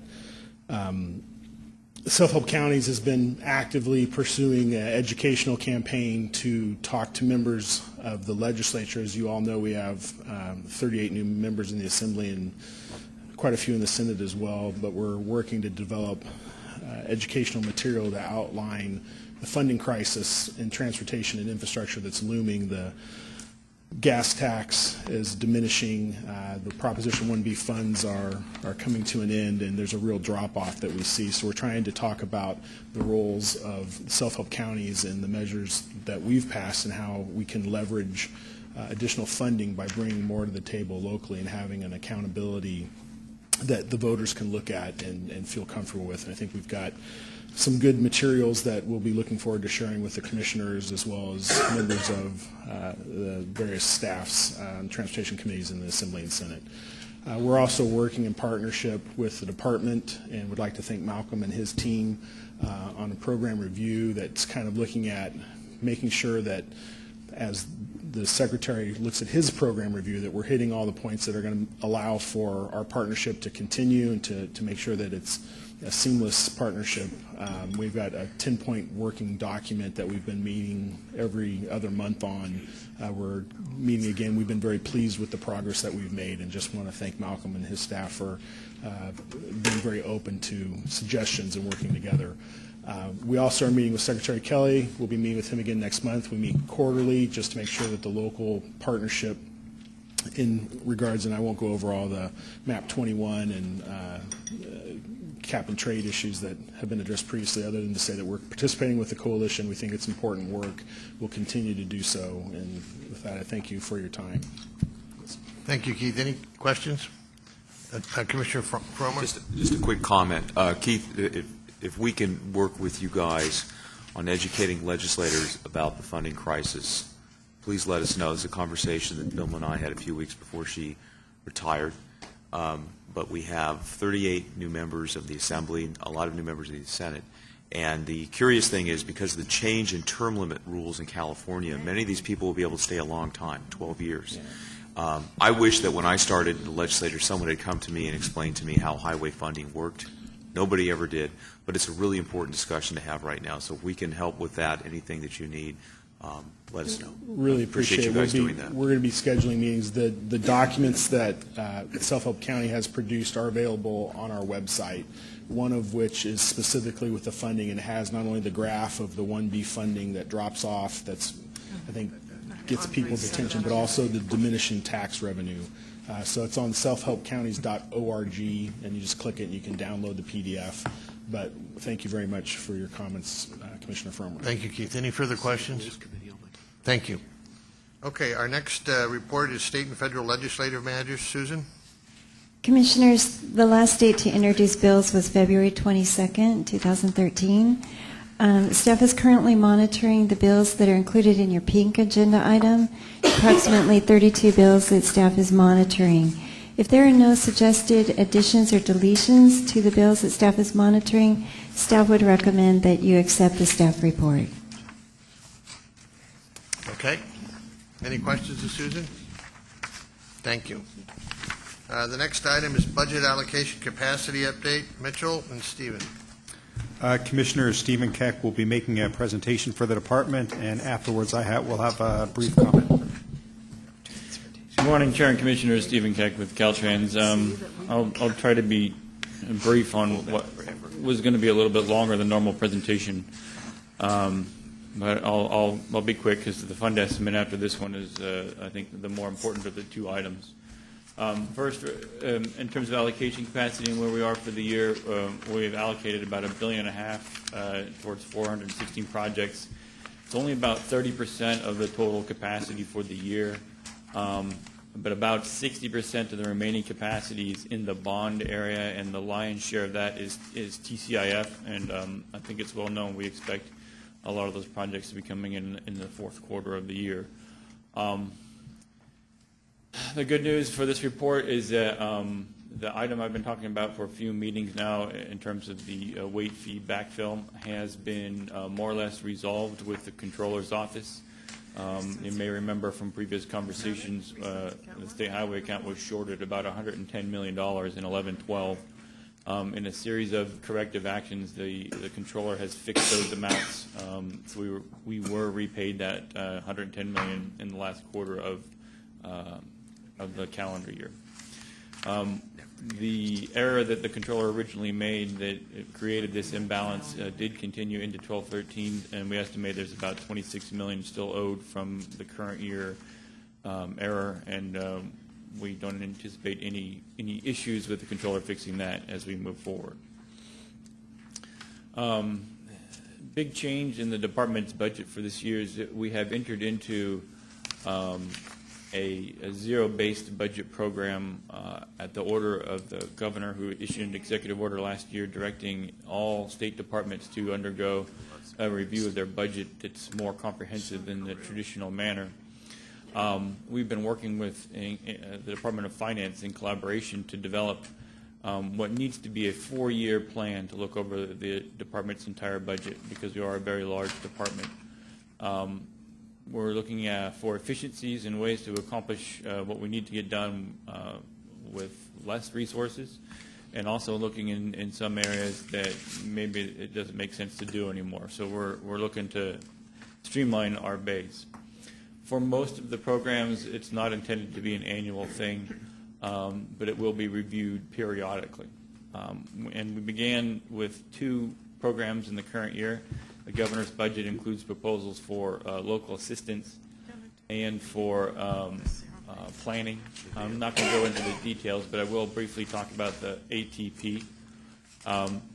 The governor's budget includes the consolidation of 5 state and federal programs into a single program known as the Alternative Transportation Program. The idea here is to eliminate some of the inefficiencies with having 5 separate programs that have similar goals. It's also to create a greater emphasis on SB 375 goals through active transportation.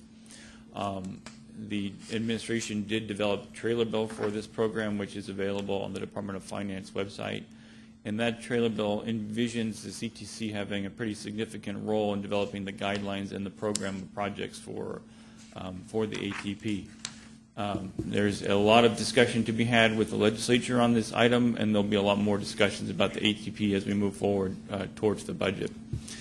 I'll skip over the details in the planning program. Suffice to say that the zero-based budget program here resulted in a slight increase to the program because of the need to develop more PIDs for the 2014 shop. Actually, Vince already covered my March bullets. Thank you, Vince, for talking about sequestration and continuing resolution. In April, the department will be releasing what most people call Chart C. It's our financial package.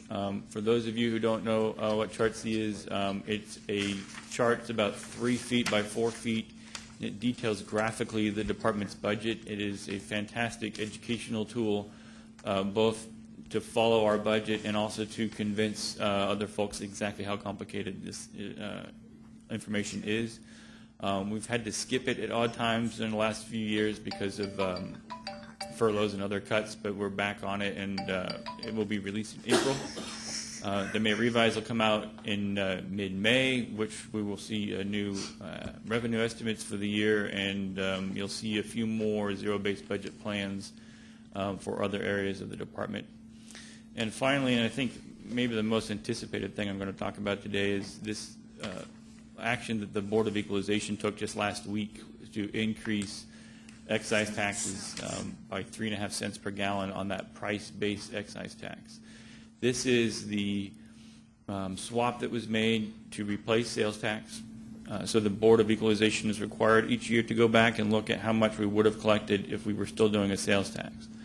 This is the 4th amount. We started with 17.3 cents. We went to 17.7 cents. We went to 18 cents over the last 3 years.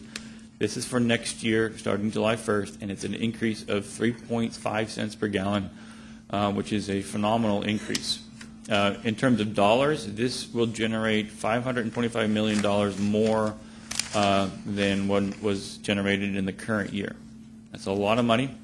It'll be split 44%, which is about $230 million, to local agencies. That same amount will remain with the state for STIP projects, and about $60 million of the total will remain with the state for the shop.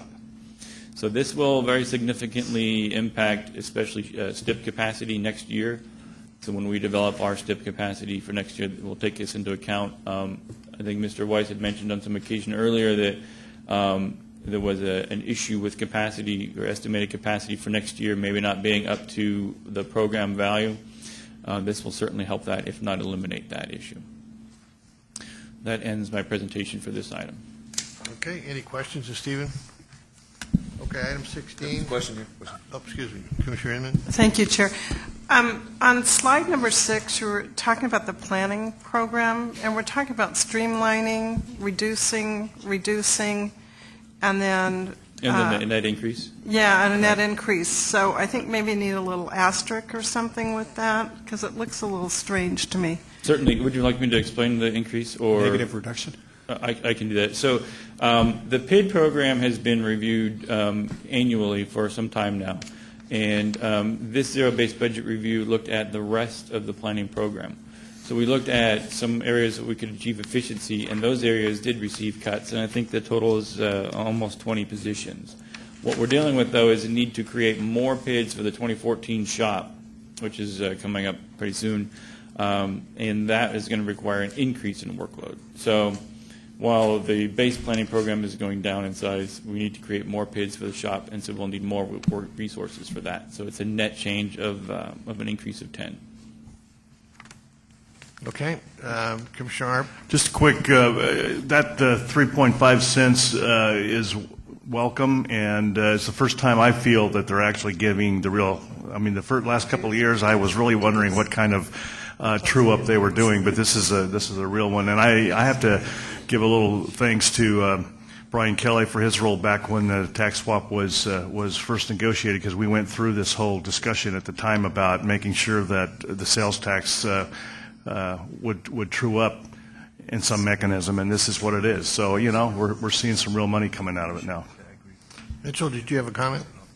Two quick things I want to address. You know, we've talked a lot about revenue, and particularly we talked about the history of the excise tax.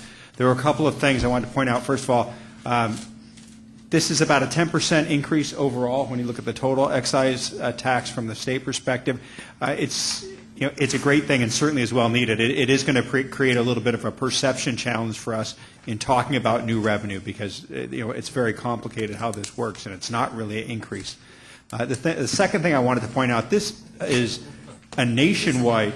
Well, it is an increase. It's not an increase to the excise tax. It's the sales tax. So we're not increasing the rate we were collecting revenue. It's not an increase to our excise tax. It's a sales tax. It's essentially the sales tax piece increase. I think this is a nationwide issue, but I will note there are a couple things other states are doing. Wyoming recently voted and enacted an excise tax increase that amounted to an over 70% increase in their excise tax on gasoline. Virginia did something that was more complicated. Rather than doing a swap like we did from sales tax to excise tax, they went the other way and eliminated their excise tax, added a sales tax. They also increased their vehicle registration that was going to transportation, and they added a special registration fee for vehicles that are hybrids or electric. The result of that is roughly, all of those combined is roughly a 20% increase to their funding for transportation. So some states are taking a whack at the problem. Thank you for that update. Okay, item number 16. Excuse me. Okay, moving on to the draft assumptions for the 2014 fund estimate. I'm going to today walk through some of the very significant assumptions in the fund estimate. Some of them are options that the Commission can consider. But before I go through that, I want to reiterate that we're not asking for specific action from the Commission today. The assumptions will be brought forward for adoption at the next Commission meeting in May. And at that time, we will, or for that meeting, we will incorporate any changes the Commission wishes us to make, or any suggestions the Commission may have, either from this meeting or through staff in the upcoming month or two. This little timeline here illustrates that the fund estimate is a point-in-time estimate. It is created to the best of our abilities to look at what is available for transportation funding over the next 5 years and make a reasonable estimate of what that will be. But that it is based on the current law, and this little timeline history reminds us that significant changes can happen that will impact what is actually available for transportation funding. In the early part of the 21st century, we had continued delays and suspensions and deferrals of funding for transportation in the form of the TIF and Prop 42. Not all of these loans have been repaid back yet, but each time the fund estimate assumes that it's going to happen and it didn't, created a period of some people saying, what good is the fund estimate if it says we're going to have this and it doesn't? The fund estimate is the basis for everyone's programming. It should be based on what the law is, and it should be based on the reasonability of this happening. Some of the issues we had with the general fund were unavoidable. We don't anticipate that going forward, but this is something to think about the history that's happened in the past. The assumptions I'm going to go over, we talked about this last time, will affect what we anticipate for revenues, how we do our calculations for existing commitments, and the other areas in the fund estimate. Since we talked about that last time, we'll go on to some of the assumptions. So we've developed some major assumptions that have options for the Commission to consider. You can choose one of the options that we have recommended or direct us to develop a new option. And again, I don't need any of that today. If the Commission does not choose to do so, it can be communicated through Commission staff. The first is looking at the economic recovery and its impact on revenues. We developed three initial options, the first being a sort of flatline look at revenues that would make the implicit assumption that increases in miles driven by the public is offset by increases in fuel efficiency at the same time to sort of generate a flat line. We looked at another one that we're calling the immediate recovery, which is a very optimistic look that includes both increases in fuel consumption and increases in fuel price that would generate the highest revenue set. And we developed a third one based on Commission comments that took into account an estimate for vehicle miles traveled based on economic forecasts. It took into account the new CAFE standards that will be coming into effect in the coming years. We looked at penetration of those new vehicles into the market, how quickly they will replace the older vehicles with poorer gas mileage. We also looked at alternative fuel vehicles as they come into the market and developed a forecast that does recognize that the miles traveled will begin to grow again as it has in the past, but also recognizes the decreased fuel consumption because of these new vehicles. And it is our recommended alternative. It generates, as shown here on the slide, about $20 billion over the fund estimate period in state revenues for non-STIP and about $3.6 billion for the STIP. In terms of federal revenues, we're kind of in a familiar place here, looking into the future without a firm act in place. We've made a similar recommendation in, I think, each of the past few fund estimates where we would choose to assume a level of OA coming to the department that is the same as what we have been getting. Two other options that we developed was one that would increase this amount coming to California at the rate of inflation. That had been suggested in earlier discussions, although it's not likely that we'll see such an increase. And the final option was to assume that we only get back what we put into the federal highway account. In the past, I think we were able to say, and this is somewhat distant past, that we got back less than we put in. But over the past few years, we've been getting back more than we've been putting into that account. So that option, if we choose to go there, would be about $1 billion less over the 5-year period than assuming the current revenue would. So we would recommend assuming the current level going forward. As you know, MAP 21 ends in about a year and a half, so we don't have another basis to base an assumption on. Finally, the third one is a almost trivial amount, but an interesting discussion point and something that indicates a policy decision. The current law requires that the unneeded balance in the motor vehicle account be transferred to the state highway account on an annual basis for use for transportation projects. This transfer has not occurred for at least the last decade, and Mitch may even have a longer history than that.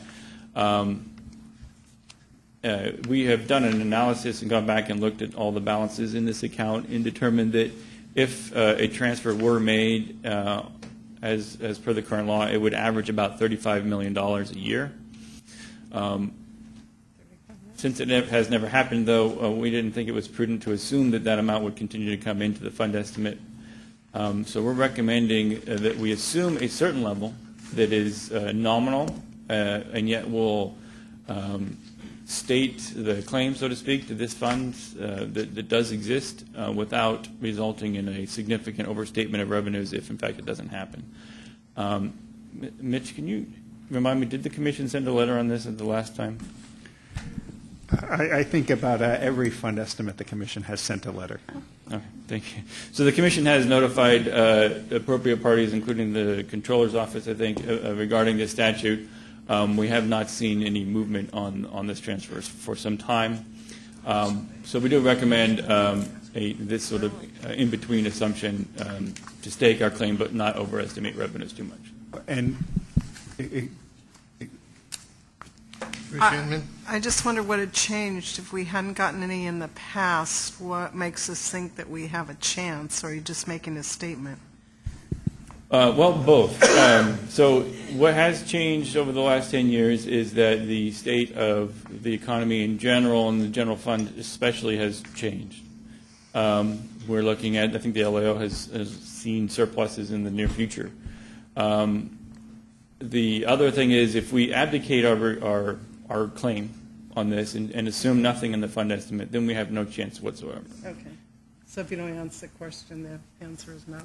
Yeah, that is correct. And I think when you look back and the early part of the 2000s, it was a question of how much money was forecast to be in the motor vehicle account, and now we're looking in fact at DMV having lower expenditures. So perhaps there's some reason for optimism. I think we might want to also look at to whom we send the letter. I think in the past it's been to the controller. Perhaps it should be maybe to the legislature, at least making them aware of the issue that this hasn't been occurring, and with the current trends, it might be time to resume it. Okay. Stephen? Commissioners, in the interest of time, the remaining assumptions are not ones that we need to talk a whole lot about. It's essentially reminding the commissioners that there are several assumptions that will be impacted by budget decisions made this year. I think the next couple of slides detail those. Unless there's a desire to talk about them specifically, I'll skip over them, and I can take them up at a later time if required. And I'll just go ahead and talk about the next steps very briefly. If you have any recommendations, you can give them to me personally or through your staff. Anytime in the next month or more. We have 2 months till the next meeting, so we have a considerable amount of time to develop new options if necessary. We will bring the final the final assumptions to the Commission for approval at the May meeting, and then we will present the draft fund estimate based on those assumptions in June and the final in August. Any questions? Thank you. Any questions of Stephen? Commissioner Dunn? Yes. How did we do the last time with our assumptions? What our grade be in guessing correctly? So I would say the last fund estimate was one of our best in terms of guessing correctly, but I would also say that things change after the fund estimate, and that's where we get hung up almost every single time.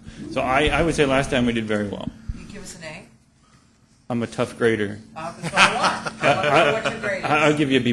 Okay. Current results are no promise of future performance. Very good. Very good. Any further questions of Stephen? Secretary Kelly? Stephen, I just wanted to ask you about something that you mentioned in your presentation when you talked about the things that work into the assumption. You mentioned the calculation of CAFE standards and that with the combination of vehicle miles traveled, how that gets to an estimation of fuel revenue. And I'm wondering, when the department is working on that part of the assumption, are you talking with ARB? So we have incorporated, in this case, the federal CAFE standards, and we've also taken into account some of the more recent information that the governor has released on zero-emission vehicles and electric vehicles. I don't know that we've had significant discussions with the ARB regarding changes that may occur in the future. One of the things that we're one of the guiding principles of the fund estimate, if you will, is an assumption of current law and regulation. So if there's some things that are being considered, I think we might be prohibited from including those in the fund estimate. But you would say for those things that have been implemented by CARB to date under either current law or regulatory action already taken? Yes. That the estimate accounts for that? Yes, it does. Okay. Thank you. And just to follow up on that, if I could, is there are we looking also at the impact of the potential price spikes from CARB policies? As we start moving down the road on cap and trade and the low carbon fuel standard, we are going to see an increase in gasoline prices. So since we're still at an excise tax, we don't recover that because we don't have a percentage as a sales tax. But are we looking at that on the fund too, and its effect on the economy? And I think it's a very small number right now, but as they move into, as Brian said, pushing more electric vehicles, getting different mix of vehicles onto the roads, I don't know that that's going to have a huge impact at this point. I don't see electric vehicles taking off, but are we sort of mindful of those price signals too? Sure, absolutely. And I will say that the price-based excise tax will be adjusting for the cost of fuel. So as that goes up, we will see changes in that. I will mention that the revenue estimates that we provided in the packet were done before the BOE action to increase excise taxes, so we will be developing new estimates based on that. Any further questions? Stephen, thank you very much. Oh, Mitch? Yeah, I mean, if I can real quick to answer Commissioner Dunn, I think Stephen's correct that the fund estimate is better this time than some of the ones in the past. The issue has not in the past been the technical accuracy of the forecast, looking at the numbers and whatever statistical methodology is used. The real problem is forecasting the political changes. And there would be many times where Stephen had a slide listing them, where the commission would adopt a fund estimate, and then 2 months later there would be some legislative change that threw a significant assumption out the window. And I think that's the biggest challenge. The numbers are not the hard part. The politics is the hard part. Secretary Kelly. Mr. Chairman, I know you need to move along, but this raises one other point. Stephen, you outlined on the list in the earlier slide changes that happen after the fund estimate, and Mitch just made reference to those as well. Often those are legislative changes that have been done in recent years, and would you agree that on balance many of those have been done many of those actions were taken to help manage the budget situation generally in California? These were delay of transportation payments or something else to protect the general Without fund? question, those changes were made to help the state's overall fiscal situation. And we've had in recent years reliance on what has at times been historical general fund dollars funding transportation purposes. And as we talk about the new world and where we're going down the road, it's probably important to learn from this experience. It would seem to me that if we're focusing on sources of revenue for transportation, finding those that don't compete with the general fund might be ideal in terms of stability going forward. Do you agree with that? Certainly. My work is done. Thank you. Sounds like a quiz. All right. I rest my case. Moving right along. And you look very nice, too, today, by the way. Commissioners, item 17 is an action item. Stephen Yes, Commissioners. This item is a request for design-build procurement authorization for the last 2 state slots in the design-build demonstration program. The 2 projects are highway and bridge rehabilitation projects slated for implementation on the state highway system and will be funded from the savings generated by the Commission's CMA savings policy. The projects are excellent design-build procurement candidates that have the potential for achieving enhanced constructability and improved deliverability efficiency. The project meet the Commission's criteria for approval. Staff recommends that the Commission authorize the projects for design-build procurement and allow contract award on a low bid basis. Move it. Second. Have a motion and a second. All those in favor? Aye. All those opposed? Item passes. The next two items, 18 and 19, are informational items, Commissioners. Stephen? Yes, item 18 is a report on the by the department on where the shop funds freed up by the Commission's CMA program savings policy will be put to use in the north and the south areas of the state. If at your pleasure, Rachel can report on this, or we can move on to the next item. What's the pleasure of the Commission? Moving on. Okay, next item. Commissioners, item 19 is an information item. This is the update on Proposition 1B Intercity Rail Improvement Project. This is a project to procure new rail cars. This project began when in December 2011 the Commission allocated $42 million of Prop 1B funds to it to match $168 million that the Division of Rail had acquired from the federal government. And this is all for purchasing rolling stock. And the rolling stock, the rail cars and the locomotives will be purchased under separate contracts. Back in May 2012, the department came to provide you an update on their progress on the rail cars acquisition. And Bill is here today to provide you the latest developments on this contract. Okay, thank you, Commissioners. I'm Bill Bronte with the Department's Division of Rail. As Juan noted, we received approximately 2 years ago $168 million of federal funds to be matched by $42 million of Proposition 1B funds to acquire additional cars and locomotives for the Pacific Surfliner, Capital Corridor, and San Joaquin Corridor services.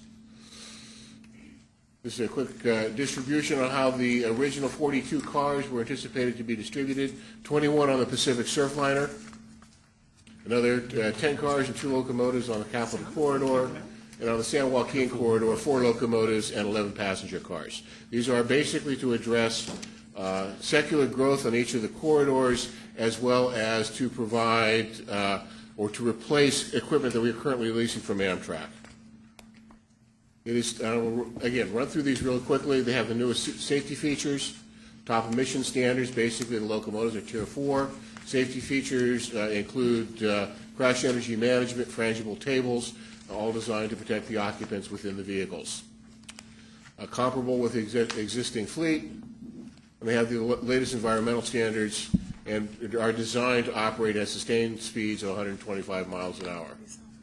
This is probably the best explanation of why we need the equipment. We're growing like gangbusters on all 3 corridors. As Juan mentioned, we got the $168 million. The $168 million required a 20% match.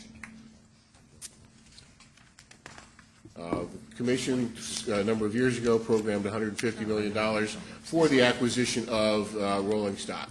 And the $42 million came out of that in December of 2011. One of the requirements of the procurement is the FRA said it would be a joint procurement to promote standardization and to create lower per-car pricing. Between ourselves and the Midwest, which includes Illinois, Michigan, Iowa, and Missouri, there'll be a total number of cars of 130, of which will be 42 cars. And basically one of the reasons that the FRA insisted on the joint procurement, you're going to attract a lot more bidders with 130 cars than you are with only 42. And as was mentioned earlier, we also have Buy America requirements and included in ours as well.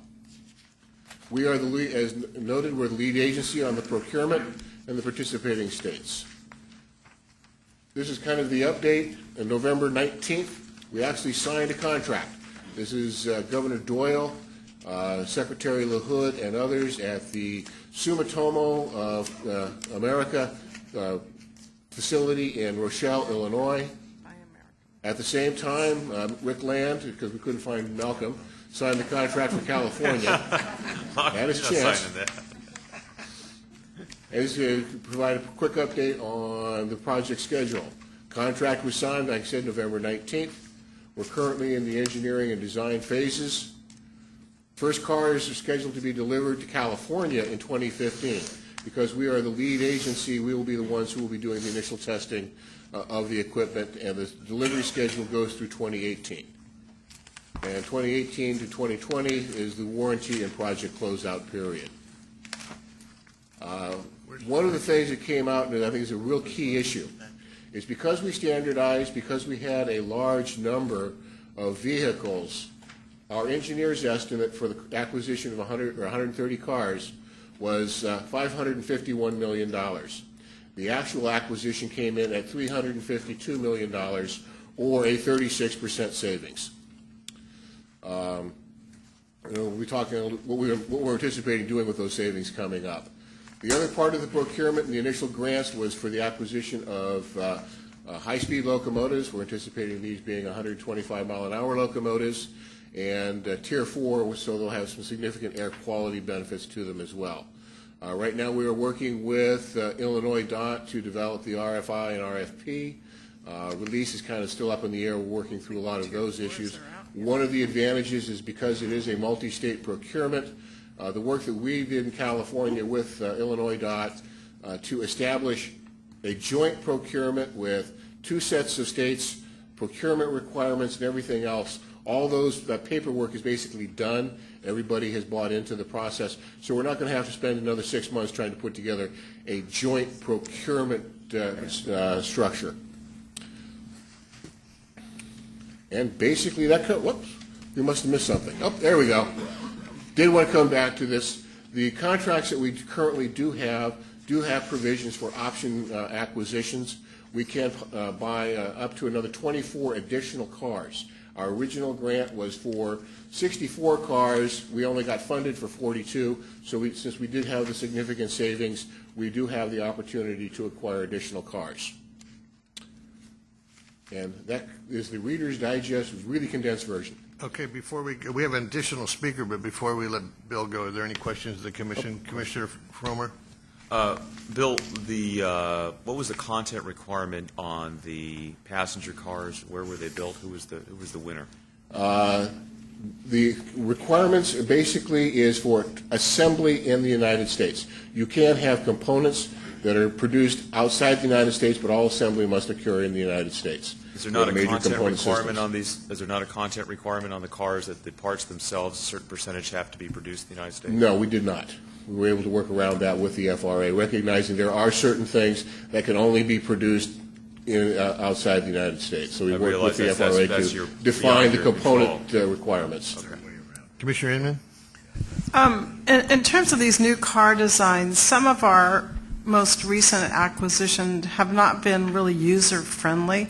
So are we sure, I mean, I think the way we all live now, we're all carrying a laptop or something with us. And I know when I toured the Metrolink cars that were new several years ago, there was no place for you to put your bags overhead. So, you know, as we try to develop our sustainable communities, rail is a very important partner here. So I want to make sure that in our design we're really looking at meeting the needs of our customers. Yes, and that's very much a significant aspect of it. We have outlets at every seat. Okay. Baby changing tables in the facility, in the restrooms, both upstairs, downstairs, Wi-Fi. So these are not your typical commuter-style car. This is an inner-city type of car designed for that longer ride. Okay. The stroller room and all the stuff that our young families need. Okay. We definitely want all the bells and whistles. And one additional question on the Tier 4s. Mm-hmm. According to our freight partners, Tier 4 is not ready yet. So how is that fitting into your cycle? Actually, there is one. Matter of fact, in Southern California, Metrolink has just awarded a contract with EMD for a 125-mile-an-hour Tier 4 locomotive. And it's meeting all of our CARB requirements? It's meeting all of the CARB requirements. Okay. Commissioner Burke? Are there other states that have assembly capabilities other than California? Yes, there are a number of others. Well, there's no assembly in California at this point. Oh, I see. The Sacramento plant doesn't do assembly of locomotives. It does do the locomotives. It's doing the Amtrak AEM7 replacements at the Siemens plant here in Sacramento. But there is facilities in Nebraska. Lincoln, Nebraska has Kawasaki. Alstom's in New York. But there's not anything in California at this time. Okay. Any other questions of Bill? We do have one speaker, Mike Barnbaum. Mike? Thank you, Commissioners. Thank you, Mr. Chairman. My name is Mike Barnbaum of Sacramento, and yes, I did ride the Capitol Corridor service at 4:30 a.m. from Sacramento Valley Station to make sure I got here on time for your 9 o'clock session. To answer a couple of follow-ups from commissioners, yes, Commissioner Inman, the current use of Amtrak California fleet cars have overhead luggage racks and outlets in every car, and even in some seating areas you can have a table that could seat up to 4 people, 2 forward and 2 backward, and those have outlets at their spots. In addition, there's other luggage racks along each car of the train, and even racks down below that even have capacity for bicycles as well. Bicycles are not something that the long-distance trains currently have capacity to have on board. Those have to be boxed up on long-distance trains. And Commissioner Burke, the Siemens plant in Sacramento is, as Bill was saying, is building an Amtrak contract for the Northeast Corridor. So none of those cars will be in use in California, but that's a very good point. One of the points I want to drive home to commissioners, and especially a point that needs to be driven deeply into those that would serve on the Amtrak board, is that 20% of all Amtrak riders are right here in California. Can you imagine that statistic? 20%. So the graph that Bill showed with that green arrow mainly going up and up, if we don't get any rail cars soon, people are going to be crawling out the windows because bookings are astronomically going up. So this procurement and allocation is really necessary, and I ask that your aye vote to approve the allocation and the option for the additional 24 rail cars. Thank you for listening. This is an information item, though, right? Yes. So there's no vote on this. Okay, and I'll be back later for a project specific on the Capitol Corridor that supports this item. Okay, thank you very much. Appreciate it. Thank you. All right, the next 3 items, 20, 21, 22, are all action items, Commissioner. Item 21. Thank you. Commissioners, this is an action item, and this is the commission comments on the 2013 10-year shop plan. You may remember that at the January meeting, the draft was brought to you, and the department has made quite a few updates to the plan, to the draft plan, based on commission and staff comments. This has been a significant update, and it's a much improved plan.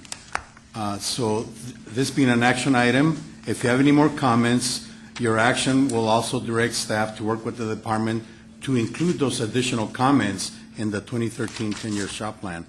If you have no other comments or questions, the staff recommends that the commission accept the final 2013 10-year shop plan to be submitted to the governor and the legislature by May 1st. Any questions? What's your pleasure? Move it. Second. If a motion is second to approve the shop plan, all those in favor? Aye. Opposed? Item passes. Okay, item number 21. Susan? Commissioners, this is an action item. At the January 2013 CTC meeting, Caltrans presented the draft interregional transportation strategic plan to the Commission for review and comments. As written, the draft interregional plan serves primarily as a status report of the progress that has been made to complete the 10 focus routes that were identified in 1998. The plan does not articulate the interregional system, how it would be impacted by legislation that has been enacted since 1998. Staff recommends that the Commission send comments that are outlined in your book item to encourage Caltrans to refine the plan in parallel with the 2040 California Transportation Plan to closely coordinate all the planning efforts that are currently underway to achieve statewide goals and objectives. The staff would also recommend that the Commission encourage Caltrans to assess whether the focus routes included in the 1998 interregional plan remain the highest priority for funding, or whether focus routes should be added or deleted from the plan. Staff would also recommend that Caltrans ensure that the critical interregional priorities unlikely to be funded by the more rural, non-urbanized areas of the state be identified and prioritized in the plan as appropriate, and that Caltrans would evaluate system priorities using performance measures in addition to the cost effectiveness measures that are currently included in the plan. With that, Commissioners, this is an action item. Move approval? Second. We have a motion and a second for approval. All those in favor? Aye. Opposed? Motion passes. Item number 22, Susan. Commissioners, at the January 2013 CTC meeting, Caltrans was presented with the California Interregional Blueprint interim report for Commissioners to review and provide comments. The interim report is a step towards developing a California transportation plan by 2015 that will form the statewide plan for California out to 2040. The interim report does not address the degree to which forecasted development patterns designed to meet statewide housing goals will influence the configuration of the transportation system in the future. Staff recommends that the Commission send the comments that are outlined in your book item to Caltrans, that the California Transportation Plan should include a summarization of MPO forecasted development patterns that meet state housing goals, an assessment of how the forecasted development patterns will influence the configuration of the statewide transportation system, and that Caltrans would ensure early and continuous coordination with the housing and community development and other stakeholders in the development of the plan. With that, this is an action item. Move it. Second. I have a motion and a second for approval. All those in favor? Aye. Opposed? Item passes. The next item, 23, is an informational item. Susan? Okay. Commissioners, agenda item 23 is a presentation by Caltrans of the draft state rail plan. Caltrans is required to prepare and submit a 10-year state rail plan to the Commission on or before October 1st of each odd number year for its advice and consent. The rail plan is to be submitted to the Legislature, the Governor, and the Public Utilities Commission by the following March 1st. This is the first rail plan presented to the Commission in nearly 5 years. Commissioners, Caltrans has informed staff that Caltrans does not intend to seek consent from the Commission in June as depicted in your book item. Instead, Commission action to approve the rail plan is required by March 1st, 2014. This additional time is necessary to ensure the plan incorporates requirements that are set forth in state statute. It is staff's understanding that a rail plan may be submitted to the Federal Railroad Administration in June for federal purposes.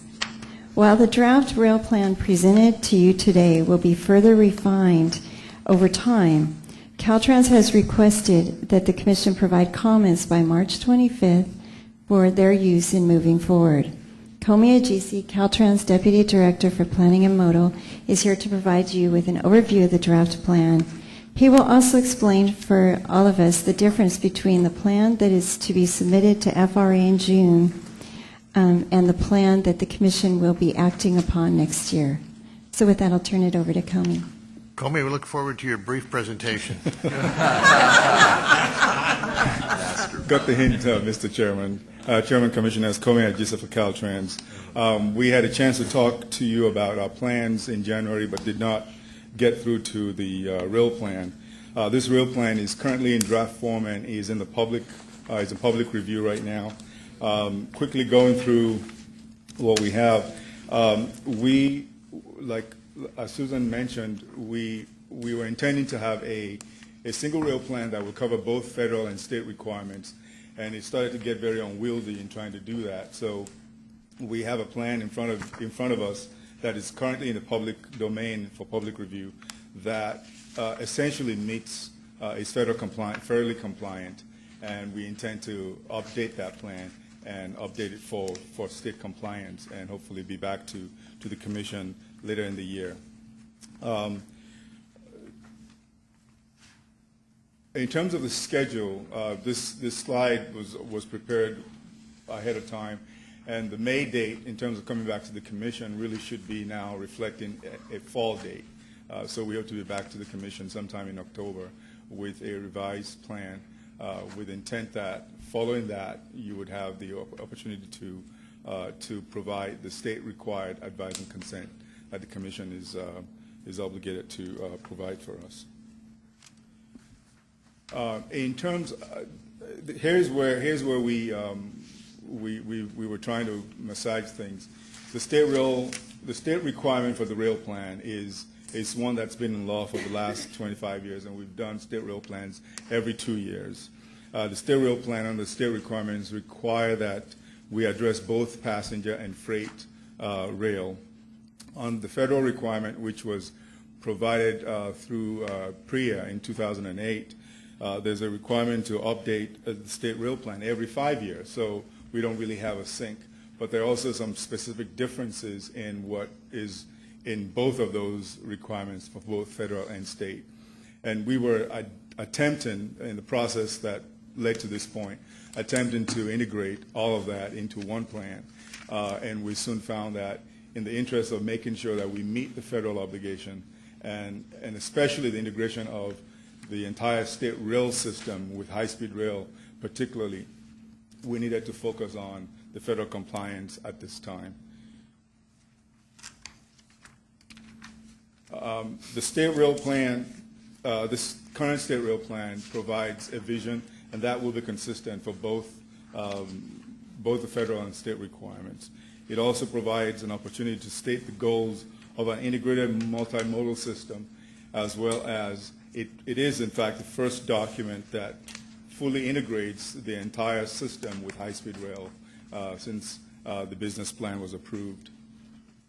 Where we are so far, we've gone through the advisory, we've used the advisory committee of the state rail plan to develop the plan to date. We've held stakeholder meetings and briefings across the state, and we've also done some public meetings and had a public webinar as part of the state rail plan planning process. And the comment period is open until the 11th. We're also hoping to get comments back from the commission by the 25th. The state rail plan states the vision of the state's intent as far as rail transportation is concerned. It establishes the visions, it sets priorities, and also provides implementation strategies to enhance passenger and freight rail in the public interest. What this slide does is it quickly identifies the high-speed rail system, which is an element of the state rail plan. The bubbles represent the investment areas both in the north and the south, as well as the initial operating segment in the middle. The high-speed rail initial operating segment, which is the yellow portion in the middle, goes from Merced to the San Fernando Valley, and it will be built in stages, starting with the first stage out of Merced to Fresno. The Northern Unified Rail Service is light blue at the top, and of course there's an initial investment of there's an early investment in the Caltrain corridor and also the Metrolink in the south. Those are the early investments that go with the IOS. I'm going to breeze through this here. In terms of the blended system, which is the essential element, an essential element of the integration of rail transportation in the state, this is intended to mesh the high-speed rail system with the existing intercity rail as well as the commuter rail systems across the state. The high-speed rail business plan established the intent to blend the system with existing and upgraded systems across the state.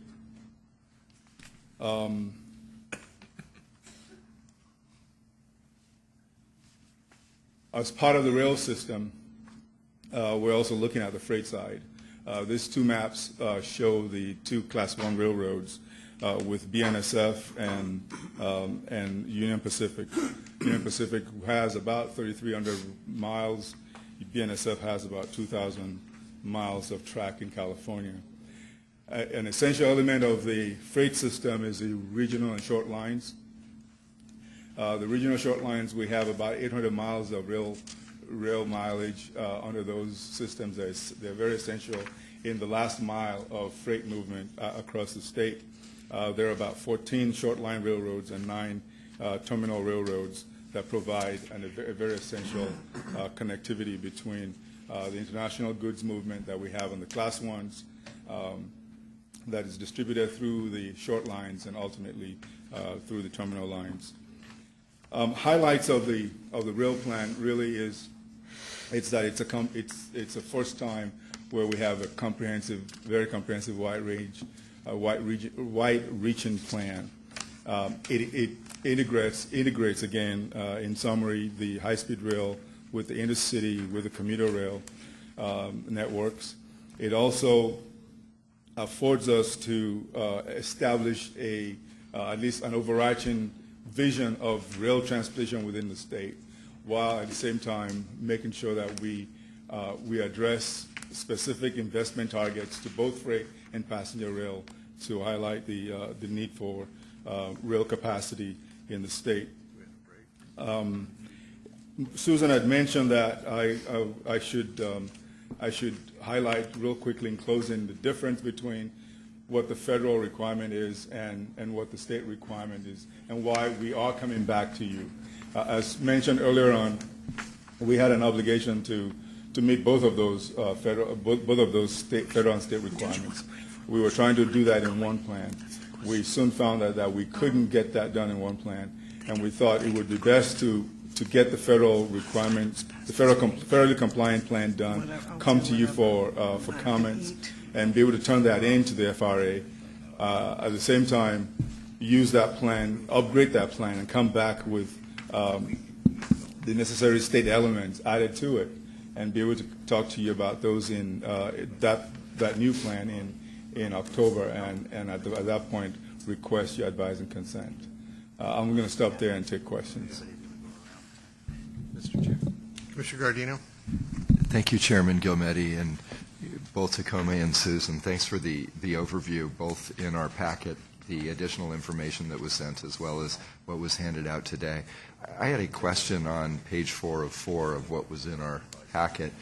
At the top, it talks about the statewide carbon dioxide emission reduction. In 2020, it's going to be 37,000 tons per year under the statewide plan. And then 5 years later, it's going to be 573,000 tons per year, which is quite a leap.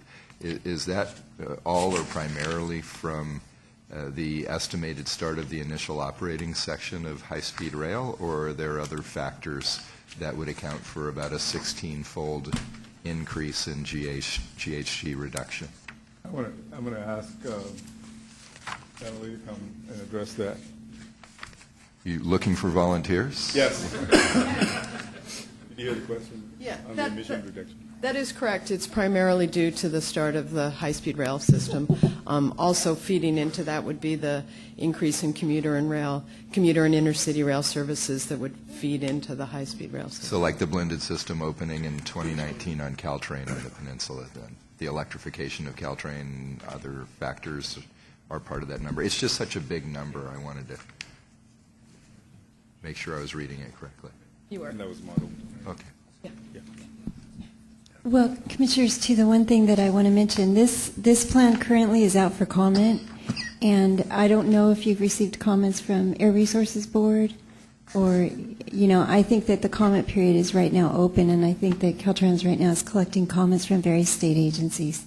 Is that correct? I'm not sure if we've specifically gotten comments from the Air Resources Board. We have, but there are comments coming in from all over the state. Commissioner Inman?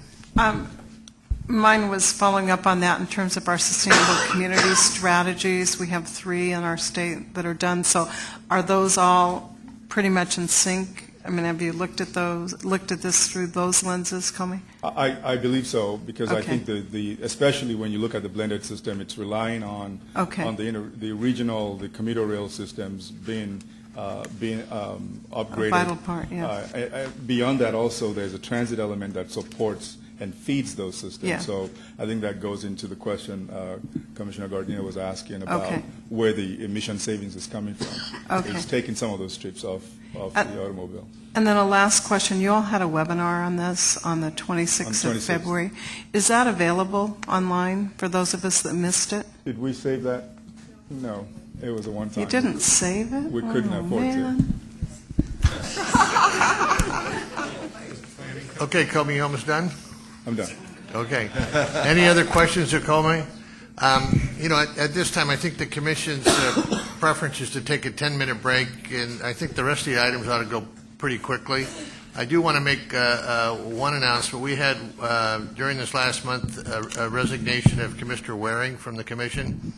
But on a positive side, I just got notification that Commissioner Burke and Commissioner Tattaloni have been reappointed, so they have a new sentence. So, 10 minutes, we'll be back. Thank you. We recycle. The next item on the agenda is item 24, status update on the trade corridor improvements. Stephen? Yes, Commissioners. This item is a status report update on the TCIF program projects that have not been allocated. In this report, risk levels have been assigned for each project. The projects are grouped by corridor coalition, and a coalition representative is present to address their projects. Normally we do north, south, and border. Today we're going to reverse the order. We're going to start off with the border region, with the border corridor, south corridor, and finish up with the north corridor. Jose? Commissioners, good morning. Jose Nuncio with San Diego Association of Governments on behalf of the San Diego Border Region. I'll be very brief here. 2 sets of good news. The paperwork for the 3 remaining Border Region projects has been submitted for May allocation. And then, as you know, the San Diego Border Region remains over-programmed by about $38 million. In your agenda for today, you have item 58, which will deallocate $10.8 million, bringing us closer to the $250 million level. And then at the May meeting, we're also submitting the paperwork to further reduce down the current programming to bring it to the $250 million level even. So with that, I conclude my presentation. Any questions? Any questions for Jose? All right, Thank you very much. Patricia? Good morning. I'm Patricia Chen with LA Metro, and I'm speaking on behalf of the 5-county Southern California Consensus Group. Of the 23 unallocated projects highlighted in today's book item 24, 2 are high risk in our area. The first is TCIF project number 50, grade separation at Clay Street. Riverside County is managing it. The environmental is complete. The design is at 100% with BNSF currently commenting on it. For the right-of-way, 40 parcels are required. 10 RONs were scheduled at the local board for February 26th, and federal authorization for a utility relocation was received, and the county is working on the agreements for that. The PUC application is pending. It was submitted in December 2012, so we're hoping that that will be moving along soon. And the other project is TCIF project number 85, Avenue 52 grade separation. That's in the city of Coachella. The environmental is complete, and design was 95% in late February, and it's expected to be 100% by the end of March. For the right-of-way, 15 parcels are required, and 15 RONs were approved. The city is planning to do a CERT 3W, and it's conducting parallel negotiations along with the RONs. And one last item on the ticker list is the CNM agreement with UPRR. And the city is targeting to complete those negotiations and have that in place by early to mid-April. So we're optimistic that both of these projects can be allocated in June. Okay, any questions of Patricia? Seeing none, thank you very much. Thank you. Ken? Thank you, Chair Gilmedi and Commissioners. My name is Kenneth Cow with MTC, and I'm here representing the Northern California Trade Corridors Coalition. We have 6 projects that have not been allocated in the TCIF program. I will focus on one of them, which is considered high risk. It's the Tehachapi Rail Improvements Project. This project has encountered environmental delays that will delay the environmental certification to November of 2013, which of course is after the CTC's deadline of June for allocation and December for start construction.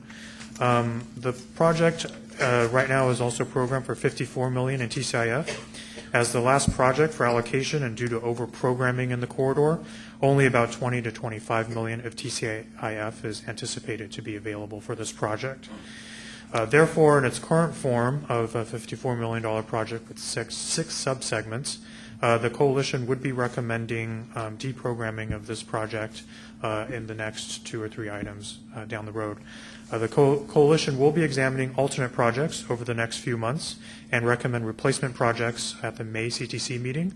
And we would also be considering any subsequent recommended projects from the Tehachapi, from BNSF or Division of Rail for consideration in May. With that, I'll conclude my remarks. Any questions of Ken? Thank you very much. This is an action item, I believe? No, this is an information item. The next item is really going to be information also, and then number 26 is the action. Number 25. Actually, this was not my item. This will come up later. I don't have a PowerPoint up right now, Commissioners. Just to follow up with Stephen on the concerns and issues that have led to the environmental delay. As noted, that the delay is related to environmental issues that have come up in the last year. First of them was the identification of elderberry shrubs and the elderberry longhorn beetle in the right-of-way. This is going to require a habitat and conservation plan. There's also issues of jurisdictional delineation with the U.S. Corps of Engineers relative to a 404 permit. Lastly, the other item that has arisen is the establishment of the Cesar Chavez National Monument in Keene, which is adjacent to the right-of-way, and there is a potential issue as part of that they are doing the entire project to address noise and visual impact issues. As Mr. Kuo noted, that we are not able to make the June allocation deadline, but we are interested in continuing to work with the Northern California Trade Group and the BNSF Railway to see if it is possible to downscope this particular project to stay within the available funding and achieve the level of project benefits. Commissioner? Commissioner Arp?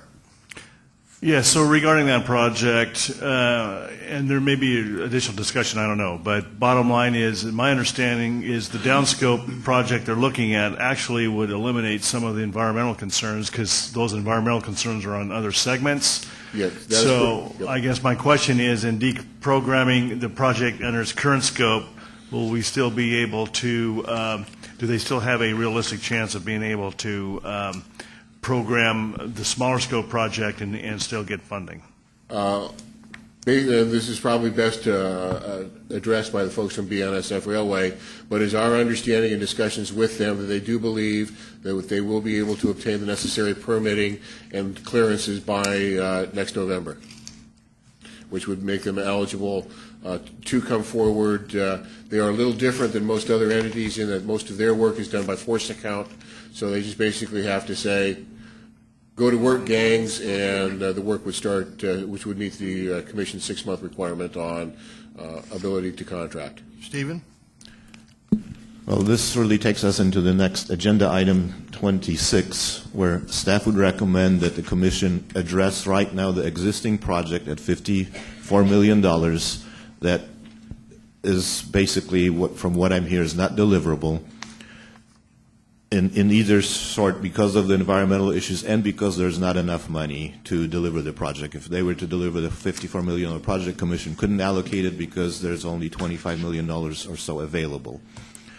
Staff recommendation would be that you deprogram the existing project, the existing $54 million project, and request that the coalition come back to you at the May meeting with a alternate project, which could be a downscoped Tehachapi project, or it could be another project that the coalition decides to bring forward, because it is the coalitions that bring forward the projects to the commission. So right now, staff recommendation would be to deprogram the existing $54 million project and have the commission direct the coalition to come back with a replacement reduced, or if there's no project, basically let the $25 million ride until we create the sun of TCIF, because once projects that are going to get allocated and awarded, it'll be award savings, so there's going to be life after this program ends. So we will have to create a son of TCIF program. Okay. Bill, anything else? No. All right, we have one speaker, Juan Acosta. Mr. Chairman, Commissioners, I understood that Commissioner Assimi wanted some pictorial representations of the project, which explains the slide. I don't know if you have time for that today, if you're interested in it. I think what the slides would essentially illustrate for the Commission is that this is the gateway for freight rail in the Central Valley. It is the gateway to the eastern markets, Kansas City, Chicago, the Southwest. It is a key piece of infrastructure, no less important than Interstate 99 or rather Highway 99 and Interstate 5. It has been in the GMAP, the Draft State Rail Plan, the Kern County Infrastructure Report Card produced last year in 2012 by the American Society or Council of Engineers delineates this as a critical piece of infrastructure that has reached its capacity.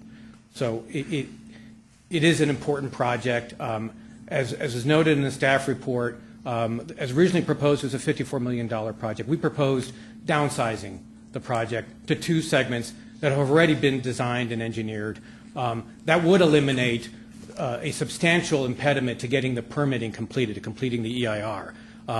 The 5 bushes that Bill Bronte spoke of and that I think are mentioned in the Old Testament, the 5 bushes. Only if they're burning. Only if they're burning. Are they burning? Not without a permit. Not without a permit, right. The creek issue, as well as the Chavez Center issue, which was featured in the staff comments. In fact, the National Park Service comments, if you read through them, their proposed alternative to the 5-segment project is eliminating the project segment that is adjacent to the Chavez Foundation, which is what we're doing with the downscaled project. So we eliminate those issues. We expedite and streamline the permitting process.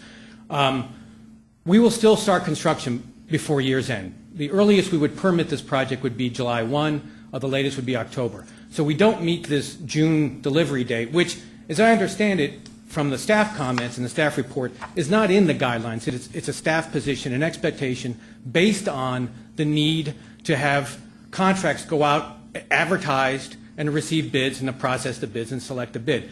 As Bill Bronte mentioned, these are all done by force account. That is the routine for all passenger rail projects that we do with Caltrans. So we look ourselves in the mirror, essentially, and that is the bidding process. So the June requirement is a little bit like double secret probation, as far as we're concerned. Reference Animal House here. We have proceeded, I think, in yeoman-like fashion, trying to deal with CEQA, such as it is in the state, and it is a Herculean effort. And as I've said to staff before, in this case, it's not CEQA that's holding us hostage, or if it is CEQA holding us hostage, it's this unwritten guideline on a June delivery date that has the gun to the project's head. So we would prefer that the Commission forego deprogramming today in lieu of a return in May with an opportunity for us to visit with the CTC staff. We have a public benefits analysis that was completed just yesterday. We have to revise the baseline agreement, which we already have entered into with Caltrans. Should be a relatively easy revision. The public benefits analysis demonstrates or shows that we're reducing the cost of the project by a substantial amount. We're going from a $54 million ask to about a $9 million ask. So that's about, an 80% reduction in program costs. Still leaves money on the table in Northern California in the TCIF program. But it increases the benefit of the public benefit. So the dollar invested to the public benefit created by the project goes from about a 14-to-1 ratio with a 5-segment project to about a 40-to-1 ratio. So it's an improvement in the project, essentially. Either way, I'm not going to leave here empty-handed today because I did sign Vinny Mamano to an exclusive representation contract. So he will be appearing at Cache Creek and Thunder Valley Casino. He actually, if you want to stay here later, if you have a late flight in the Ricon room here, he'll be headlining at a Match.com mixer for any of you who are interested. So, but Buy America will apply. Yeah. Thank you. So thank you. All right. Appreciate it. Commissioner Fulmer. Thank you. Let me a question of staff. Can we, first of all, I think I've talked to BNSF, and they've been very good about keeping us in the loop on what's going on with this. I think their proposal is an equitable one to downsize this project, realizing, one, that we have some over-programming issues. Two, this allows us to go forward. We're still getting public benefits. Can we, at this point, allow them to come back, not take any action, allow them to come back and amend their baseline agreement, and then come back in May for a smaller amount? Basically, the request from BNSF would be to the coalition to see if their project can be downscoped and if the coalition supports a downscope project. And at that point in time, they will have to present how deliverable is the downscope project. Are the benefits still there? Are the railroads, there are 2 railroads involved, are the railroads still in agreement to the downscope project? So there are a bunch of hurdles that still have to be overcome. Stephen, what's the urgency to deprogram at today's meeting? Can we do everything at the next meeting and allow some time for BNSF to get together with the coalition and see if they can't figure it all out? The deprogramming is just a ministerial issue. The real issue would be in May, do you want to program something in its place? So you don't have to take a deprogramming action. We can defer that till May. Okay. But BNSF still has to go through the coalition, and the coalition needs to examine, is this the news project, is it supportable? Right, I agree with all that. Commissioner Alvarado? Yeah, and I think this is a pretty important project. And I'm the last guy that you'd expect to be carrying a railroad's water bucket, but especially in Southern California. I think this is Commissioner Alvarado. Yeah, don't expect much more change out of it. But I think that we ought to at least give this one a shot. This is a pretty important beginning, and hopefully someday we'll be able to double track all the way across. Okay. Commissioner Inman? A couple of things I just want to add to that. I think this is a P3 in terms of a public-private partnership with our rail partners here, and so I think it really is important. My question was similar to Commissioner Farmer's and what we're really gaining by deprogramming something today. I did want to point out that this is listed as a #1 choke point in our new draft rail plan. And from an environmental perspective, as many containers that we can put onto a train and get the trucks moved over, we're all benefiting from the environmental impact of that too. So as we struggle with our implementation of our sustainable communities, being able to have our rail partners at the table is going to be very, very important. And lastly, the Milken Institute has just done a report on exports, and we have an export initiative, the President does. California has scored less than half the national average in export growth, so I would suggest that our Central California partners need all the connectivity we can give them so that we can catch up with the others. Okay, Commissioner Arp?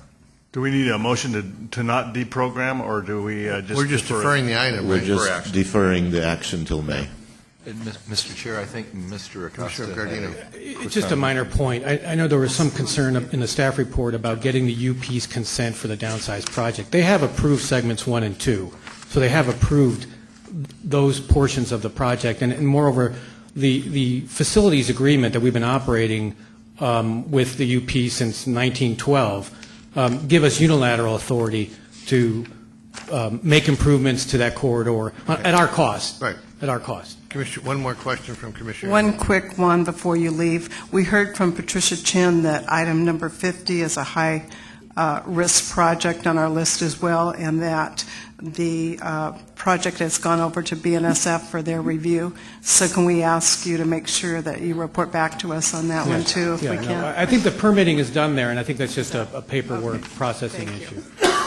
Okay, so we're deferring items 26 and 27? Well, 27, since you did not deprogram the project yet, we can actually send the definitive agreement on the original project to the legislature, but it's kind of pointless.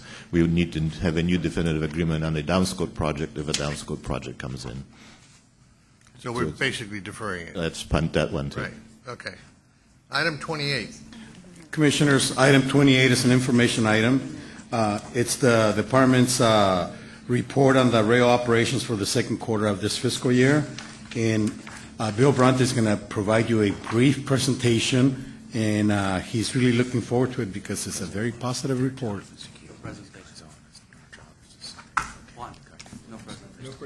No presentation. Very brief. Yeah. Very brief. We done good. Good job.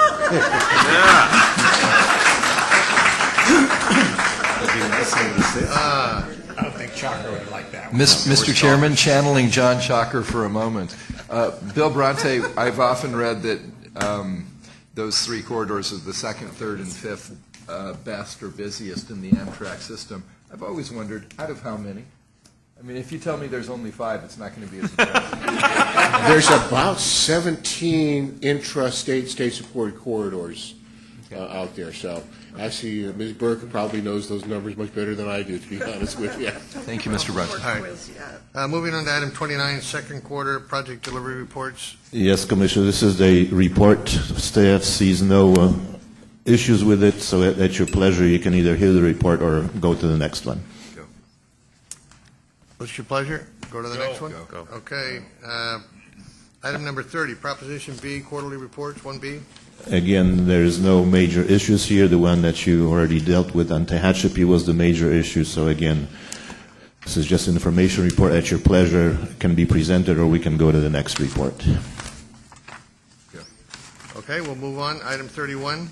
Item 31 is the Toll Bridge report. Steve Heminger did my report for me, did a much better job than I would ever be able to do. The only thing that I can add, tonight the Bay Lights is going to be turned on, so any of you who are hanging around in the evening, it's a beautiful artwork. It will be around for 2 years, but it's being officially turned on tonight. Hopefully it won't rain and spoil the show. Okay, the information calendar, Stephen. Yes, Commissioners, the information calendar is 6 agenda items, and there are no issues here, and unless a commissioner asks a question, we would just accept the information calendar. Okay, the consent calendar. Commissioners, the next 30 agenda items, 38 through 67, are consent items. The following changes need to be identified. Item 40, TLSP baseline agreements, project number 2, the Orange County Transportation Authority's countywide TLSP project. Number 6783 is pulled from the agenda. Item 54, relinquishment resolutions. The relinquishment agreement date is February 20th, 2013, and the relinquishment is determined to be in the best interest of the state. Item 58, financial allocation amendment, TCIF Project 75 changes the amendment amount on line 4 from $10,807,345 to $10,808,000, and the deallocation amount is $4,916,000, not $4,915,395. With these changes noted, staff recommends approval of the consent calendar. I have a motion and a second to approve the consent calendar. All those in favor? Aye. Opposed? Motion passes, and we've done 68, 69, 70. Item 71, Laurel. Yes, Commissioners, this is an action item to amend the 2012-13 SLPP competitive program. You did the initial programming of this in October 2012, and we did an amendment in December 2012. And what we've got is a project in the city of Rialto where they have told us that they will not be ready for an allocation by June, and so we're deleting that project in this amendment and then using those funds plus some funds that we deallocated in the consent calendar to go to the next 3 projects on the list. And these are projects in the cities of Fresno and Lancaster. So we're asking to deprogram 1 project and program 3 additional projects. Staff recommends your approval of this item. We have 1 speaker on this item, David McClure.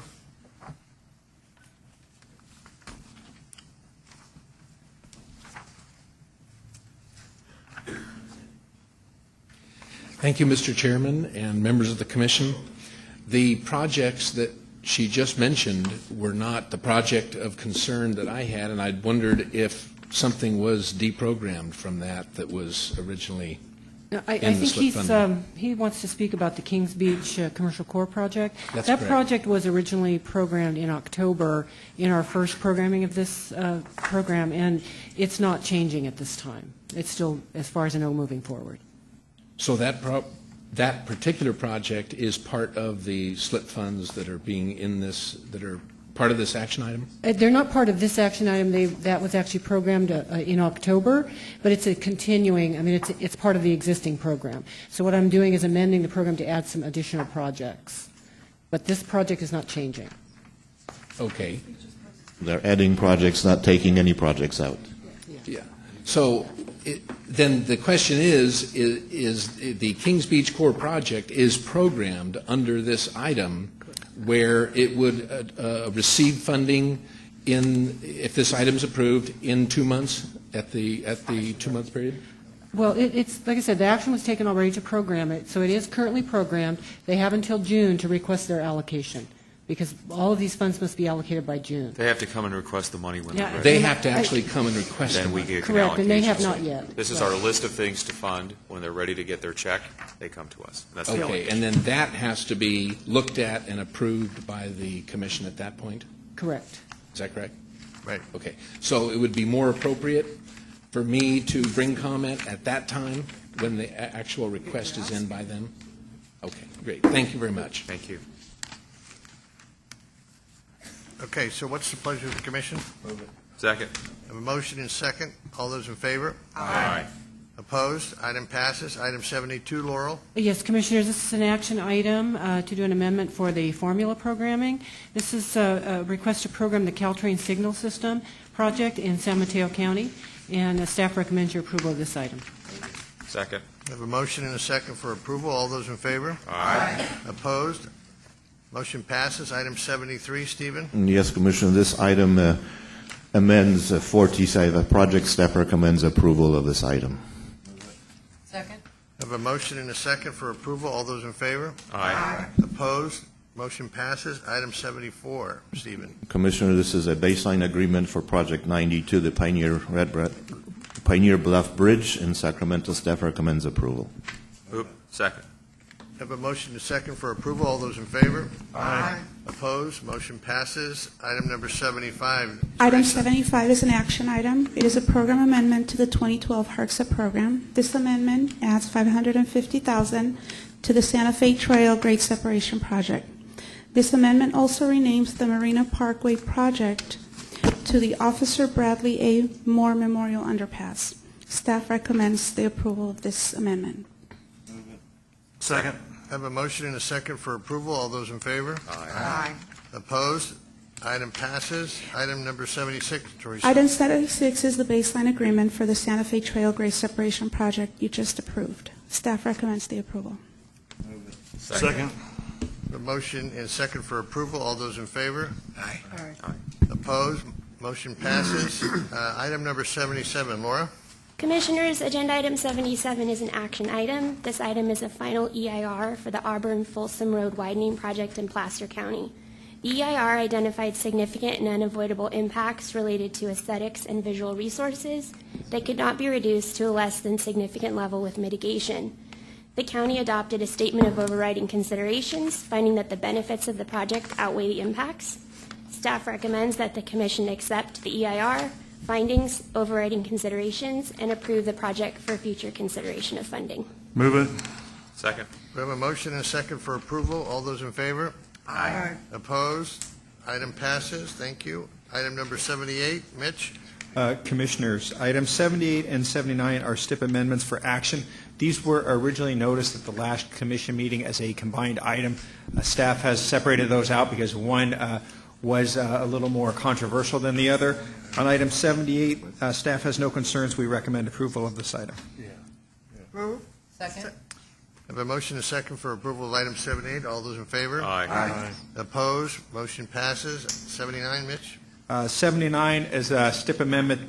We have a presentation. We'll defer that till next month, and the department's still working with the County Transportation Commission.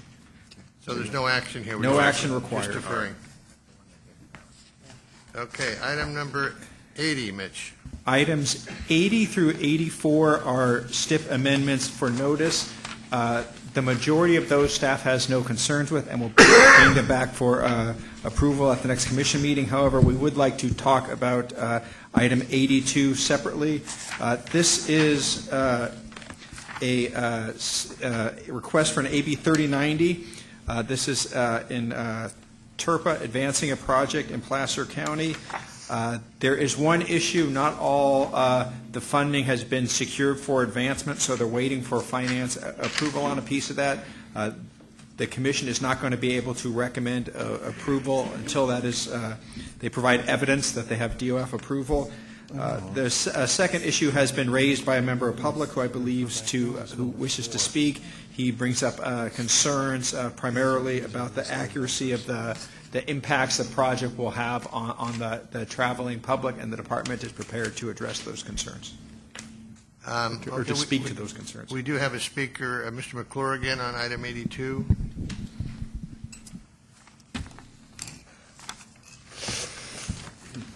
Mr. Chairman, the Commission, I will definitely attempt to be very brief on this. I have submitted a letter that you've received, and I wanted to say that every single sentence and phrase in that letter is backed up with documentation. We've been very involved in this project for several years, and as very much the view of a lot of the members of the community, we do not believe that downsizing a 4-lane highway, the only regional transportation route on the north shore of Lake Tahoe, taking it from a 4-through-lane roadway down to single lanes each way, is a smart move at all. And we have the technical evidence from an independent traffic expert, roundabout expert, who explained the traffic impacts. Huge backups are inevitable with this kind of configuration.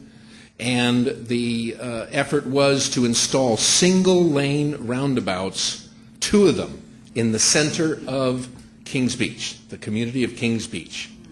And we just don't believe this is right. We think it's going to be a tremendous embarrassment to Caltrans. And the problem is that Lake Tahoe is very much in the public eye. Everything that happens there is magnified because of the nature of Lake Tahoe and the international exposure and so on of Lake Tahoe. 4 months out of the year, 3 summer months, and a total of 1 winter month with Christmas and New Year's and the holidays, we have 24,000 cars a day going through our town of Kings Beach. Okay? And in the late 80s and early 90s, it was as high as 28. We've had a reduction in the traffic counts, but just to our east is the entire community of Incline Village, a town of 10,000 residents year-round, and it jumps to about 30,000 people. Their only access from California and Interstate 80 is through Kings Beach to get to Incline Village. We just feel this is a drastic error, and it needs to be looked at in more detail here, but the county is insistent that this is what they want, and TRPA is trying to say that they can reduce the roadways and get people to all walk or bicycle or take transit, and that we don't need the highway. We believe we need that roadway, and that relinquishment of any part of it, claiming its excess, is just not right at all. That entire roadway is needed today and will be in the near future. So that's my comment. Well, you've got a major resort that's going to be built right near there too, don't you? There have been several State line? projects. The Boulder Bay project, I think, is what you may be referring to. Yep. There are numerous projects because we're trying to encourage the area to be redeveloped. It has a lot of old buildings. It does need redevelopment, and creating congestion on a roadway will not allow for the additional traffic of redevelopment that we believe is the case. Now, the other side is telling us they're going to redevelop it and reduce traffic. Mr. McClure, who We just do don't Oh, you believe say, that. you keep using the word "we"? Who are you representing? Just yourself, or is there a body that you represent? I was asked originally by a group of 20 people that started leading the opposition to this lane reduction back in about 2006. And I was part of them because I've been a part of that community for 34 years. And we had petitions of over 400 people who had submitted to the TRPA and Placer County that we were against this lane reduction, and we've been very involved in it during this entire process. What's the name of the organization? So I don't officially represent a legal group or something of that nature at this point. I'm bringing to your attention the arguments because apparently staff communicated that this board may not realize that this is a huge lane reduction project and not just adding bicycles or sidewalks. Are there currently bicycle lanes and pedestrian access along these routes? There are currently sidewalks. There are not, in its undeveloped condition as a four-lane road, there are not well-defined sidewalks at this point in time. We want sidewalks installed. We just don't believe you have to take out a lane of traffic on either side of the street in order to do that, to produce these boulevard-sized sidewalks. Tahoe City has 10-foot wide sidewalks, and that can be done within the right-of-way. I get it. Jody, did you want to respond to some of this?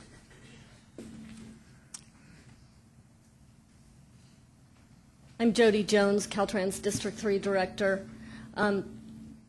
The department has worked with the County of Placer on this project for many years. The county did an extensive environmental document that looked at numerous alternatives. The department reviewed the traffic study for that environmental document and allowed the county to choose from a variety of alternatives that we felt were acceptable from the traffic perspective. The community was split, probably 60-40, maybe 60% in favor of the alternative that the Board of Supervisors chose, which does take the highway from 4 lanes to 3 lanes. It is a 3-lane highway or a 2-lane highway on either side of this. It's a very short segment that's currently 4 lanes. There was a lot of controversy. The county held many, many public meetings. It was a very public workshop where the county selected the alternative that they wanted. There was a challenge to the environmental document from the opposition. It was unsuccessful. There was an environmental justice challenge with FHWA that was unsuccessful.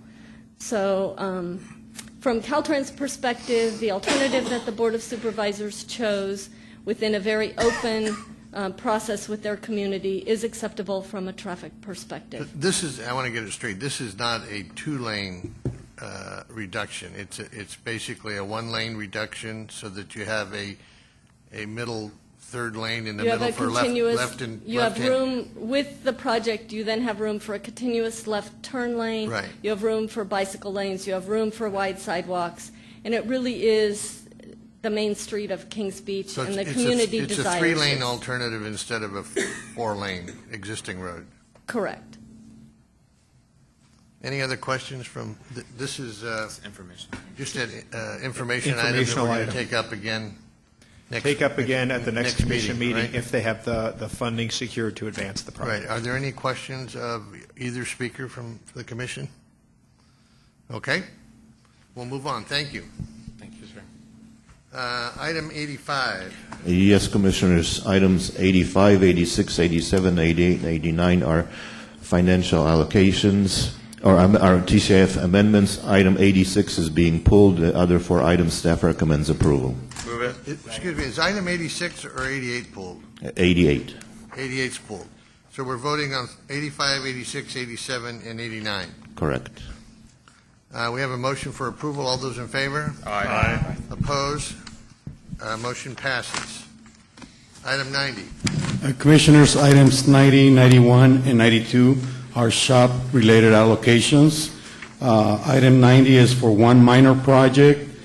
Item 91 is for 7 shop projects, and item 92 is for 4 shop projects program in 13-14. Thus, that's an advance allocation. Staff recommends that your approval for all 3 items. Move it. Second. Have a motion and second for approval. All those in favor? Aye. Opposed? Item passes. Item number 93. Mitch? Commissioners, item number 93 is STIP allocations for 4 projects. These are state-administered T projects. Staff would like to point out that this is the first time that for STIP projects, the Commission will be allocating construction engineering for Caltrans. This is pursuant to SB 1102, which was enacted last year. So this is a new role for the Commission. Should Caltrans spend or believe they will need to spend more than 20% more than what's allocated for construction engineering, they'll be required to come back and make a supplemental funds request for the support side, not just the capital side now for construction. With that, staff recommends approval of this item. Move it. Second. A motion and second for approval. All those in favor? Aye. Opposed? Item passes. Item 94, Mitch. Item 94 is a STIP amendment for allocation in Alpine County. Staff recommends approval for this item. Move it. Second. Have a motion and second for approval. All those in favor? Aye. Opposed? Motion passes. Item 95. 95 has been withdrawn. 96 is a STIP amendment for allocation. Project number 1 has been withdrawn. With that change, staff recommends approval. Move it. Second. Motion and second for approval. All those in favor? Aye. Opposed? Motion passes. Item 97. 97 is a STIP allocation for 2 locally administered STIP projects. Staff recommends approval of these allocations. Excuse me. Have a motion Second. and a second. All those in favor? Aye. Opposed? Motion passes. Item 98, Mitch. Item 98 is a request for supplemental funds to complete a STIP and CMIA project in Nevada County. This is the LeBar Meadows widening project. As you recall, with all the CMIA projects, the local agency entered into an agreement in which they committed to funding their share of cost increases. The cost increases that are being requested here are coming from the STIP out of both the regional and interregional shares. The local county transportation commission has some concerns that I think they'd like to speak to regarding really not the project, but the communication that the department has had with them regarding the status of the project. We do have a speaker. Daniel Landon. Thank you, Mr. Chairman. You commissioners have a letter that we sent with regard to this project, and I just want to reiterate what Mitch said, that the commission is supportive of this project. We're getting a good product to this point. Our disappointment had to do with a lack of communication on when cost overruns were occurring. With that said, I'd be happy to answer any questions. I don't know if anyone want an explanation of what happened with lack of communication, so the commission knows. Ed, we were approached in January at our commission meeting, told that there would be need for cost increase. Those cost increases were apparent, or should have been apparent, back last spring of 2012. And so we were very unhappy to get this at the last moment. This is the second time this has occurred in an 18-month period on a project. And the first time they came to our commission with this issue, the commissioner said that this should never happen again. We wanted to be full partners in the project and know when cost overruns were going to occur. So this is in District 3? That's correct. Jody, are you still here?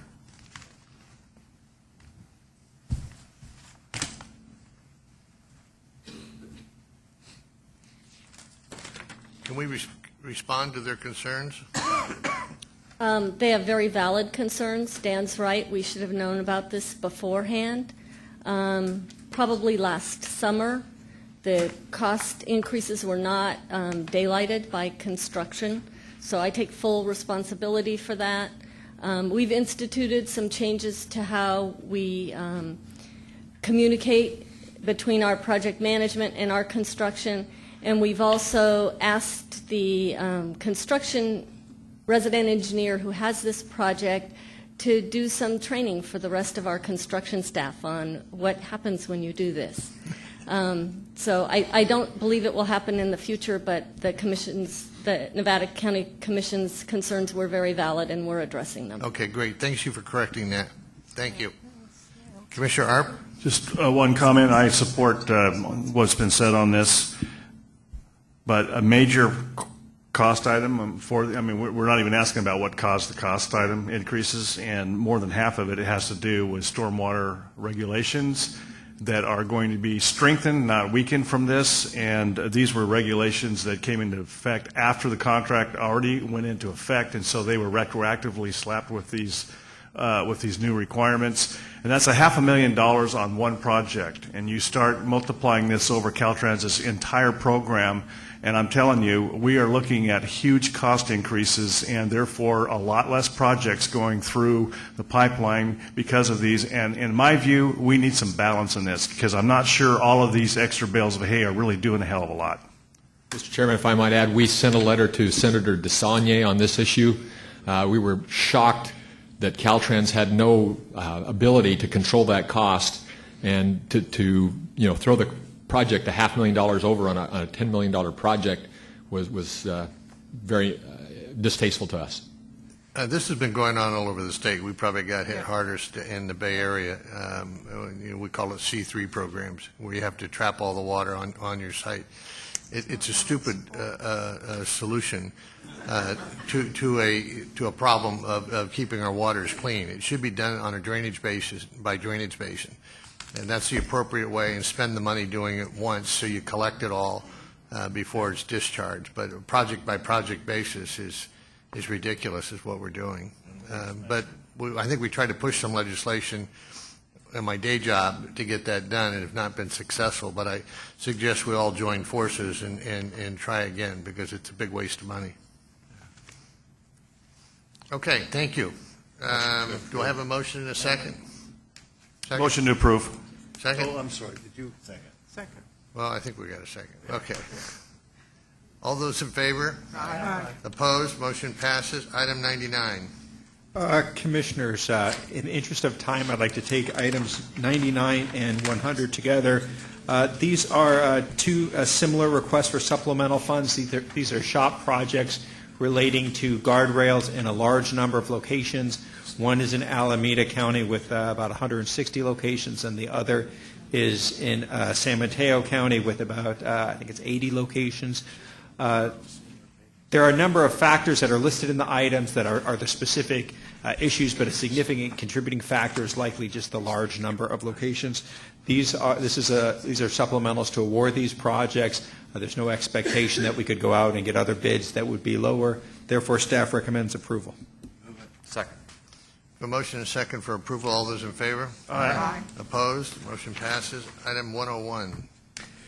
Commissioners, item number 101 is a request for supplemental funds to award a SHOP project. This is on a bridge on Route 70 in Butte County. This was just an error in the engineer's estimate. That's the whole reason for it. It was a mistake. I'm sure it'll never happen again. Staff recommends approval. Second. So we have a motion and a second for approval. All those in favor? Aye. Motion passes. 73%. Item 102. Items 102 through 105 are requests for supplemental funds to close out SHOP projects. We have two emergency projects. one safety project, and then a restoration project. There are a variety of issues that came up with these. Most of them are relatively small increases, but that said, these are to close out. The work has been done. Therefore, staff recommends approval of these items. So moved. I have a comment to make on 103.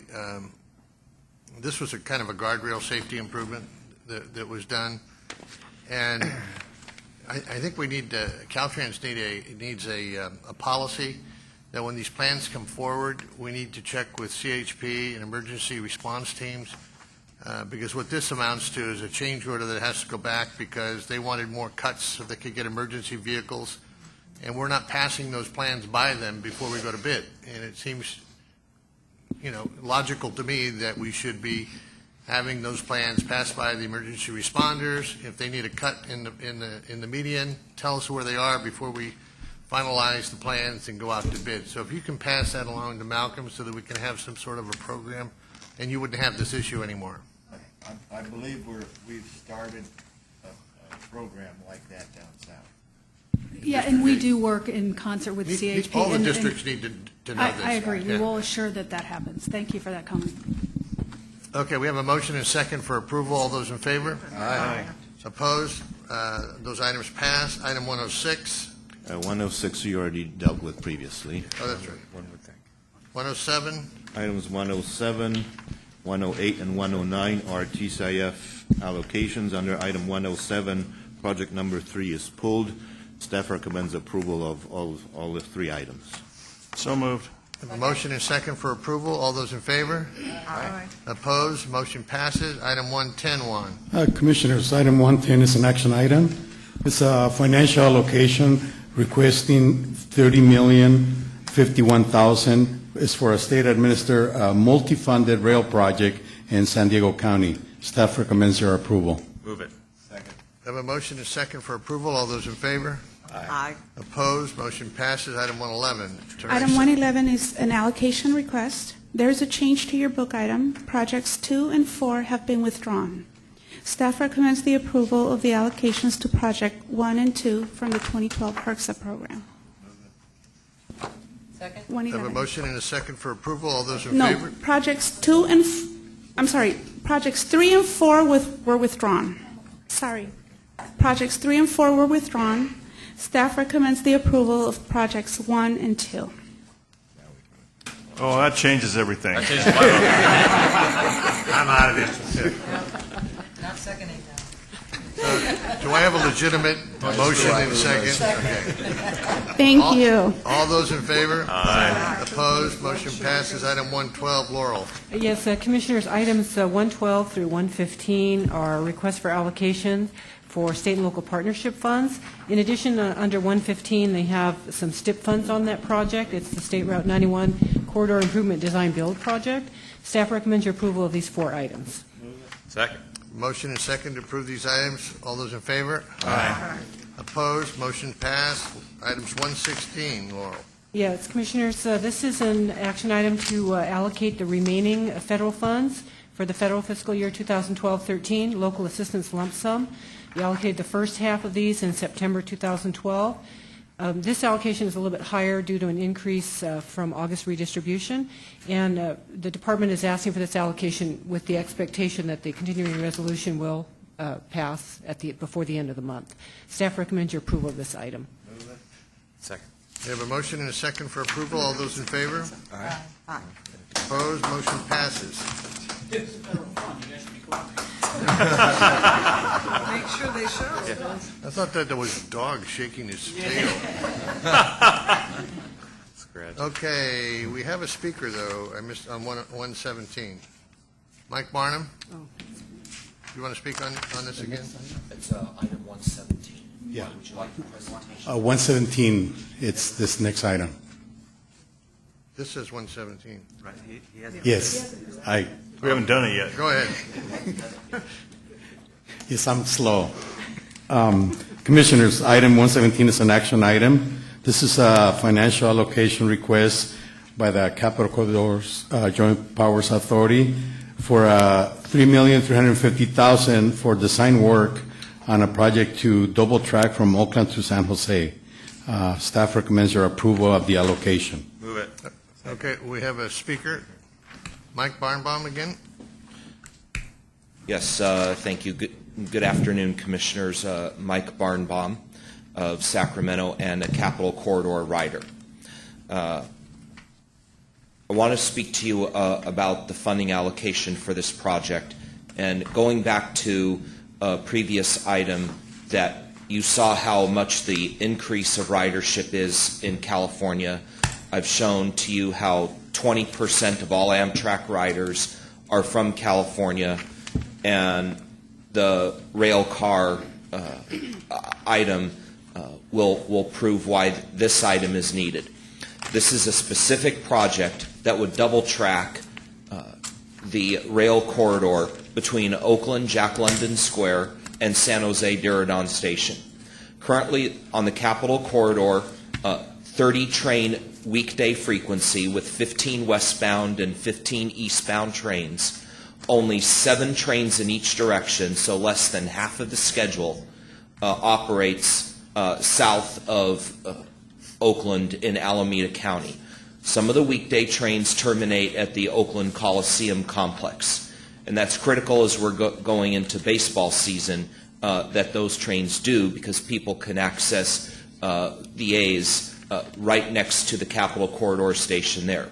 But as we head into next year, for example, in August, new SantaClaraStadium.com will open and will be the brand new home to the San Francisco 49ers next to their training facility in Santa Clara County. Without frequent train service to this new stadium and marketing opportunity for the Capital Corridor, fans may utilize other modes of transportation if they don't see that the frequency is there for the Capital Corridor service for them to take them to Santa Clara County and the heart of Silicon Valley. Capital Corridor maintains right now that they are the 3rd busiest Amtrak corridor in the entire country. This 57% increase in service being proposed for you today, based on this track project, will go a long way and solidify ridership and increase ridership in the future. Are you for this or against this? 'Cause we have a motion for approval. So in conclusion, Mr. Chairman, this is a worthwhile project for the investment for Californians and is very worthy of your approval today. Thank you for your support. So Thank I have a you. motion and a second for approval. All those in favor? Aye. Opposed? Motion passes. Thank you. Thank you. Item 118. Juan? Commissioners, item 118, I have Item 118 is a request for an amendment for a TCRP project in LA County. It's to transfer funds previously allocated from a project called Valley View Grade Separation back to their parent project, which is the LA Fullerton Triple Track. And it's a net zero transfer. Staff recommends your approval. Second. I have a motion and a second for approval. All those in favor? Aye. Opposed? Motion passes. Item 119. Laurel? Yes, Commissioners, this is a request to allocate a little over $7 million in Proposition 1A high-speed rail funds for a positive train control project in San Diego County. Staff recommends your approval of this item. So moved. I have a motion and a second. All those in favor? Aye. Opposed? Motion passes. Item 120. Commissioners, items 120 through 123 are the time extensions on this month's agenda. Your spreadsheet indicates 3 projects that are highlighted. Under item 121, project number 1 has been withdrawn as it was awarded prior to the meeting. Under item 122, we are still working with the department on coming up with a recommendation, and we would recommend that you accept and defer this action. On item 123, project number 3 has also been awarded and is withdrawn. With those changes, staff recommends approval of all 4 items. Second? a motion and a second to approve these items. All those in favor? Aye. Opposed? Motion passes. Our last item is public comment. Is there anyone in the audience that wishes to come forward and make a public comment? Not you, Vince. You've had your turn. Okay, Carl, did you want to adjourn the meeting? Mr. Chair, as you suggested this morning, we would like to follow the chair's lead in adjourning today's meeting to our dear friend and colleague, Bimla Reinhardt, for her decades of professional service to the state of California and for her personal integrity, grace, and love. We'll miss her. Thank you. Meeting adjourned.